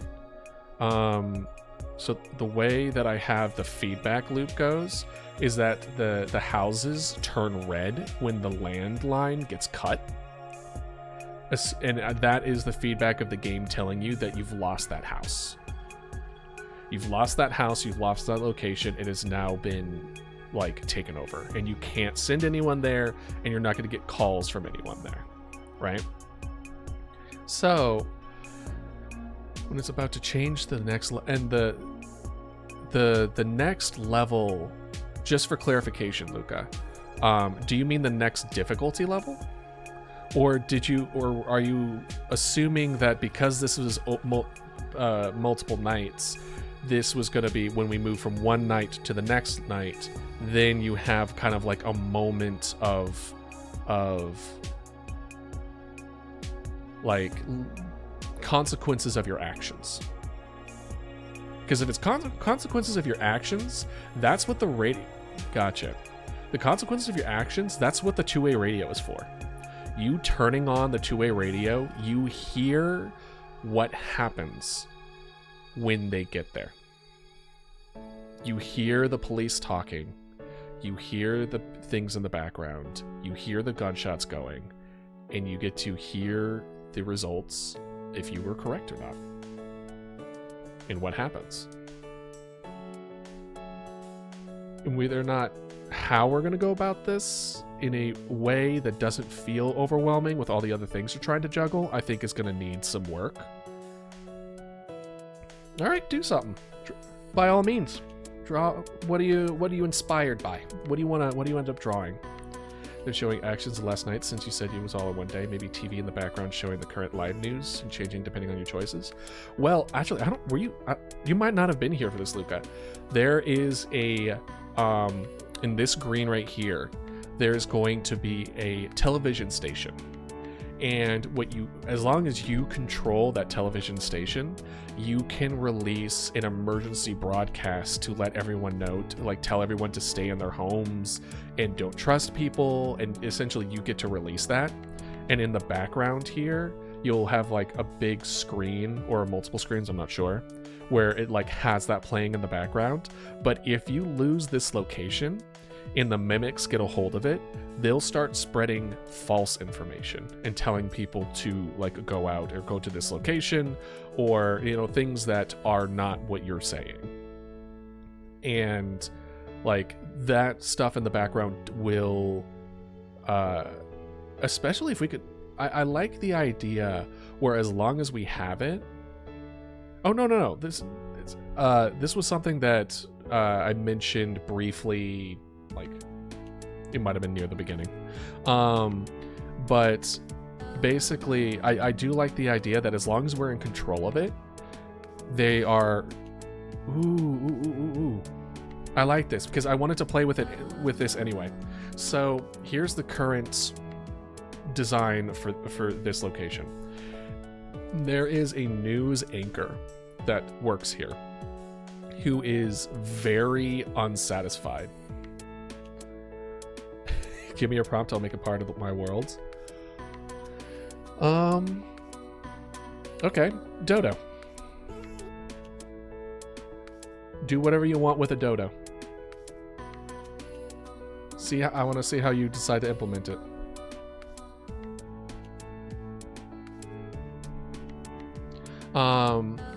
But the anchorman is very disgruntled. They feel like they are stuck in a backwater small town, and if they just got one big story, if they covered one big thing, they would finally be able to leave this crappy place behind, and they'll get hired by a big news anchor, really, to add captions. I mean, that might be something I could do on my end if you are interested. I can try to see, because I thought I saw another VTuber start utilizing captions in theirs. So I can look into that. If that's something that y'all want, I could see if maybe that could be an OBS thing on my end that will try to like auto detect subrace of Dodo. Fire. Unless you actually want an actual subrace. I don't know the rules of your world. But that's the first thing that came to mind. Excellent. But yeah, no, I can look into doing captions on Twitch. And just have it maybe as like an OBS thing where it auto detects my voice and does it that way. We can see about that. But what was I saying? Oh yeah, the background has, or right, it was disgruntled anchorman who feels like if they got one big story, they could leave this backwater town behind and be hired by a big agency news network in like New York or something. And then all this stuff goes down. And the 911 operators want to keep everything under wraps and to not cause panic. But then he goes against our wishes and starts live, like keeping the news and keep everyone updated as far as what's going on. So I like where your head's at, Luca, in that we can play with that, in that because in an attempt to you should make another sub race, but it's 2 sub sandwiches. Sandwiches? 2 sub sandwiches. I think that's I don't think you could put that on Twitch. I don't think you could put sub sandwiches in Twitch anymore. I think that's, you might get flagged.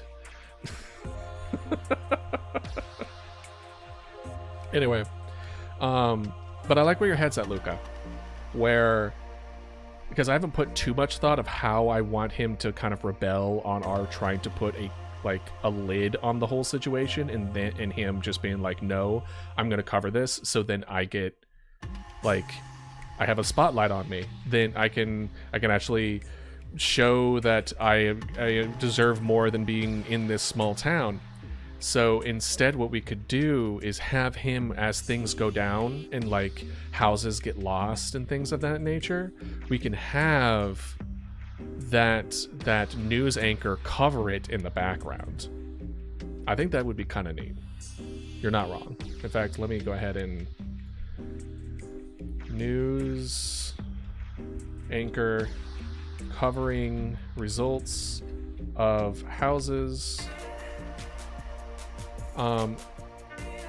even though the operators want to keep a lid on the situation to prevent panic. We just need one coworker just going slowly insane. Well, that was gonna be the person going to cry in the corner. And like when he goes full insanity, he just runs out of the building. Yeah, that's why I like the third one. The third guy with the police officer, that's the one that I'm not 100% sure on. The mom needing to go back to their kid is really solid. The guy who says, F this is, I'm not gonna die for this job, is pretty solid. But I could also see replacing him as well. So the policeman could be also the person losing their mind. Well, not also, but like instead of, if we want to go down that direction. But I haven't fallen in love with either idea yet. And then of course the ride or die also stays. So that third one, and then potentially that first one. I like that first one because it's a very realistic response. And I think a lot of people would identify with the first guy, who they're just like, no, I would be that first guy. I would just be out of here. I'm not going to die for a job. I'm having a claustrophobia, making him go insane, maybe? No, I wouldn't combine the two. I think it's either we have somebody who crashes under pressure and loses their mind, or a guy who's fed up with being stuck behind a desk and wants to do, like, quote-unquote actual good, thus giving you resource accordingly. But also, we don't need we could add an additional coworker. I'm not married with the idea of 4 other core workers. It just kind of, you know, was a spitball idea of the number anyway. So we could do 5. We can make the cop and then also someone else who was insane. So instead of 25% of the work, you're doing... No, it would still be 5 including you, so it would be 6 total. I think the reason I chose it is because it doesn't cut it even as far as percentage. Okay, so pretty. This world that I made is there's 2 gods, octopus and kiwi bird. Currently, I'm gonna make dodo god. The kiwi god. By the way, kiwi birds. I love kiwi birds. God created like kini species. Kinis made swords and log houses. Octopus god made bunnies, and bunnies made magic and carrot houses. The 2 gods also made 2 demigods. Made the sun and the moon. Oh, that's really cool. That's really cool, dude. I honestly like it. I think it's really cool. I like what you're making so far. I want to, before we end, I want to get this done. Let's see. Okay, so don't touch the X anymore. We could...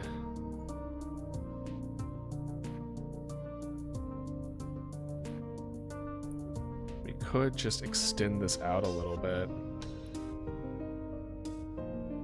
Let's look at the camera. Yeah, we'll need to close it a little more. Well, let's make it smaller. Pads, let's do 1.5. Ooh, it's 0.15, idealist. 0.15. 0.1. 0.125? Maybe? Have you ever tried to grab fire before? Kinda?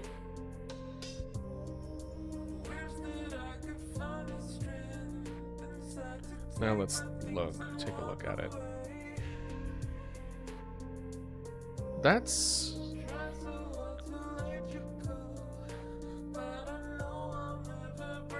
I kind of want to make them a little closer and then make this bigger. So it's minus 1.5. Then 1.5. Oh, this is also should be 1.5.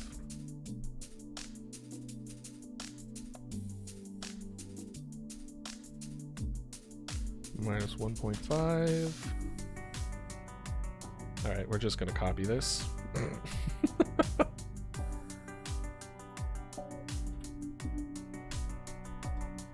you go. 4. Minus 1.5. 6. 1.5. 7. 1.5. 1.5.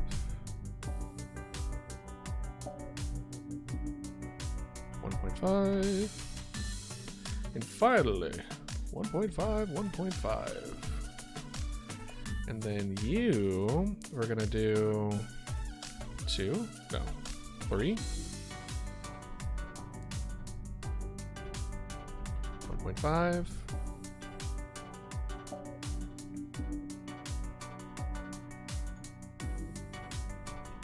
3.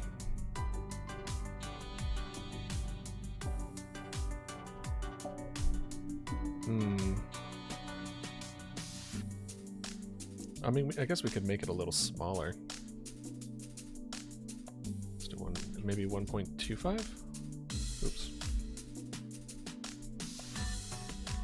Okay, so the Dodo God made the fire dudes. They get angry easily. The fire dudes made brick houses, and they figured out how to mine ores and stuff. The Dodo God also made another demigod. And the demigod made Eclipse. And the fire dudes figured out how to tame ducks. Hell yeah. Just a new idea. So what if at the end of the game, when you said that everyone was gone and you said a phone call, could be like, look behind you, or hasn't your parent told you about to help strangers? Jump scares are not you ended the game. I'm gonna try to avoid jump scares at that very end. The potential conversation I was thinking with it was, so the idea that I had with the end of the game is that the reason they came to this town was because of her. She got into an accident, she got stalked to that location, they took over the town. The end of the game, for the most part, is she survives and gets brought to a new location. And then she continues to be the one who gets stalked. She's been like the quote-unquote the chosen survivor of these monsters, that wherever she goes, they will follow and do the same thing again, right? I think that's the kind of feeling that I want to give. So I was considering maybe it was like one of the monsters, and they say like, thanks for the meal. No, that's no. But very much of the sense of like, this is your fault, or you did this kind of feeling to it. But I don't know how I feel about the monsters talking directly to the person. Maybe, but I don't know. I don't know how I feel about it. I don't think I'll go towards, so it's a loop, whenever the town ends, just restarts another town. No. I don't think you get to see what happens after she leaves.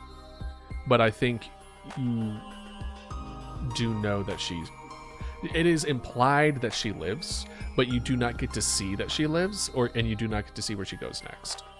But I think the implication that I will give is that they did not kill her and are going to continue following her and do the same thing again. But I don't think the gameplay is going to be like a new town and random generation and stuff like that. I think that's too much. Though cool, I think that's too much. Maybe, so that's 1.5 or 1.25. 0.25. That's not bad. 1.25, and then this is 3.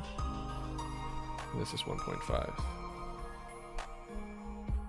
Alright, now let's go back. And then we give this 0.2. No. 0.2.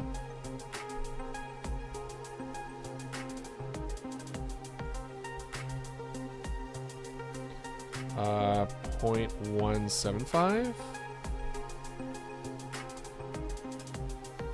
That's not terrible. Let's see. Where is it?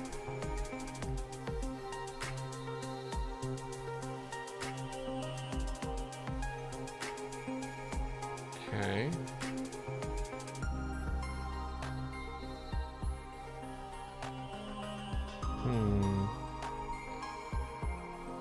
So for the numpad mesh, we added surface material override.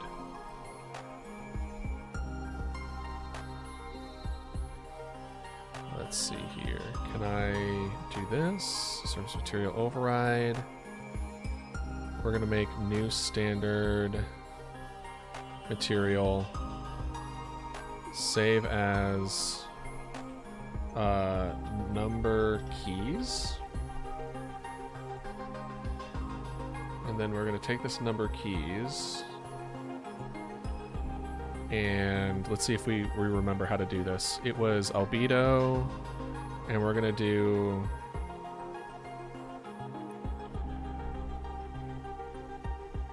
what I mean is a new town is like, it'll look like the original town and you get to make different choices, but it's a different people. To play through, and then on the second one it could be the real person, but sometimes it'd be different texts. Maybe, but since you said it's not a loop, probably won't work. I'm just gonna make the world in a Google Doc. Hell yeah. Use whatever kind of tool you need. Let's do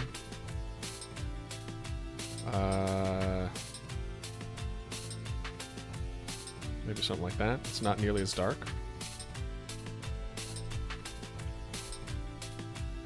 Okay. Number key. There we go.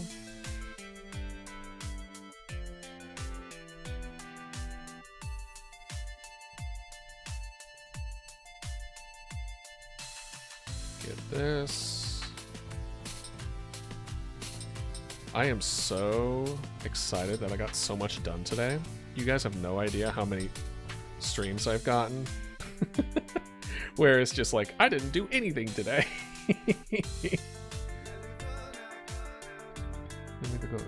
It's okay if I share in the Discord? Yeah.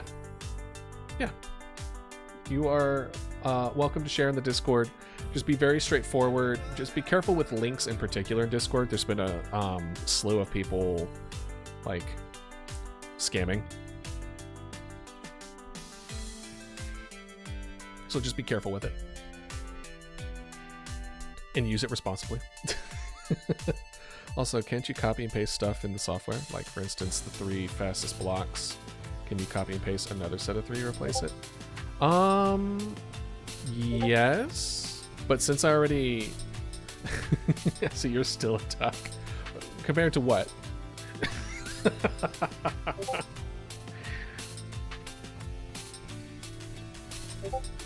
But yes, I could copy it and then do it that way, but because I've already made all this in the position that I wanted it, I figured it's fine. I'll just throw this in. Let's actually have this one as a new material override for save as. Dodos are underrated, to be honest. Thank you. I also think they're underrated. Numpad.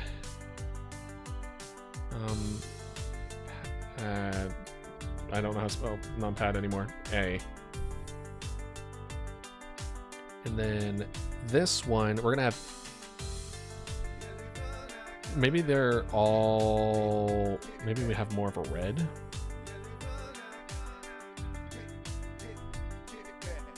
Kind of like this. Maybe it won't be just A, but that's what I had it currently.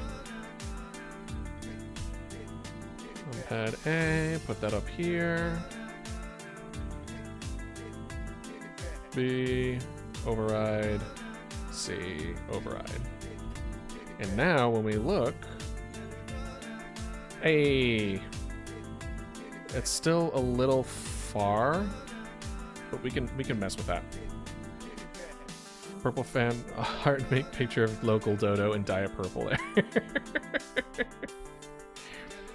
Yes, yes, spread the knowledge of Mama Dodo, the undead one.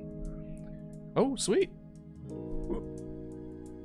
Thanks for the follow. Wait, I thought you were already following Starbeast. That's crazy. Wait, what? I could have sworn I saw you do that before. Hey, let's go. Thanks for the follows, guys. Seriously. Look at the dodo from Jurassic Park. Wait, did you unfollow and then refollowed? Why did it say you were following? What's going on? Oh, man. How dare you? Careful not to abuse that. I know there are certain parameters in place because some bots take advantage of it. You might get an accidental auto ban. It's funny for the bit. Just don't spam it. I'm doing that at 100. I'll allow you to do that for 100. I'm fine with that. No, like, would y'all believe me? Oh, I was planning to put a dodo on the desk. I was literally gonna put like the dodo like next to the computer right here that you when you clicked on it, it would honk or squeak. Like that was already the plan. I was already gonna do that. It was gonna happen. Actually, honestly, it might be. I did drink some caffeine before the stream. It might be that. I think I need to do that more often. One in your room. A live one in my room. Oh. That would be hard to explain. Or maybe we could do Konami code. Where it's like, it would do up, up, down, down, left, left, right. Because look, there's a numpad. What if we made it so that the numpad here, we would do up, up, down, down, left, right, A, B, and then like enter, and then a live, the Dota would just come alive. Once occasionally hear a squawk. I mean, okay, all right. I think we need to have a discussion. What sound do you think dodos make? Because I think, when I think of dodos, I think kiwi birds. You're right, Luca. You're right. When you're right, you're right. Because, yeah, I think they sound like the death metal kiwi birds. In my head canon. I don't think they're like chickens. I don't think they're like birds. I think they are not vocal creatures. They are incarnate. They fall under the category of cute and fluffy but sound evil, like koalas and kiwis. Which is why they had to die. The people on that island were just like, oh god. No, that thing needs to die. Totally not because they were delicious.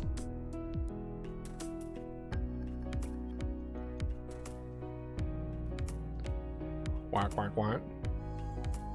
Kind of like a ducky in a way. Also, I think they would make like a bowak mixed with a squawk quack with the heavy metal playing in the background. Nice. Waka waka waka waka waka waka waka. Maybe. All right. Well, gentlemen, this has been great. We even went over time a little bit, but y'all were great. It was wonderful having all of you. And thank you for joining me on this. And I look forward to continue seeing art from y'all. I like continue seeing the story from you as well. And yeah, I think we'll be calling it here. I usually end around 20 minutes ago, but I was having such a good time with y'all. I just wanted to keep talking. So, that being said, I hope all of you. When my next stream is on Sunday, so 2 days from now, same time, 2 p.m. to 6 p.m. Eastern. So it would be wonderful having y'all again. Sundays are community days, so it's pretty much we just kind of vibe and do whatever y'all kind of want to do. If we want to do cults, we can do cults. If we want to do art, we can do art.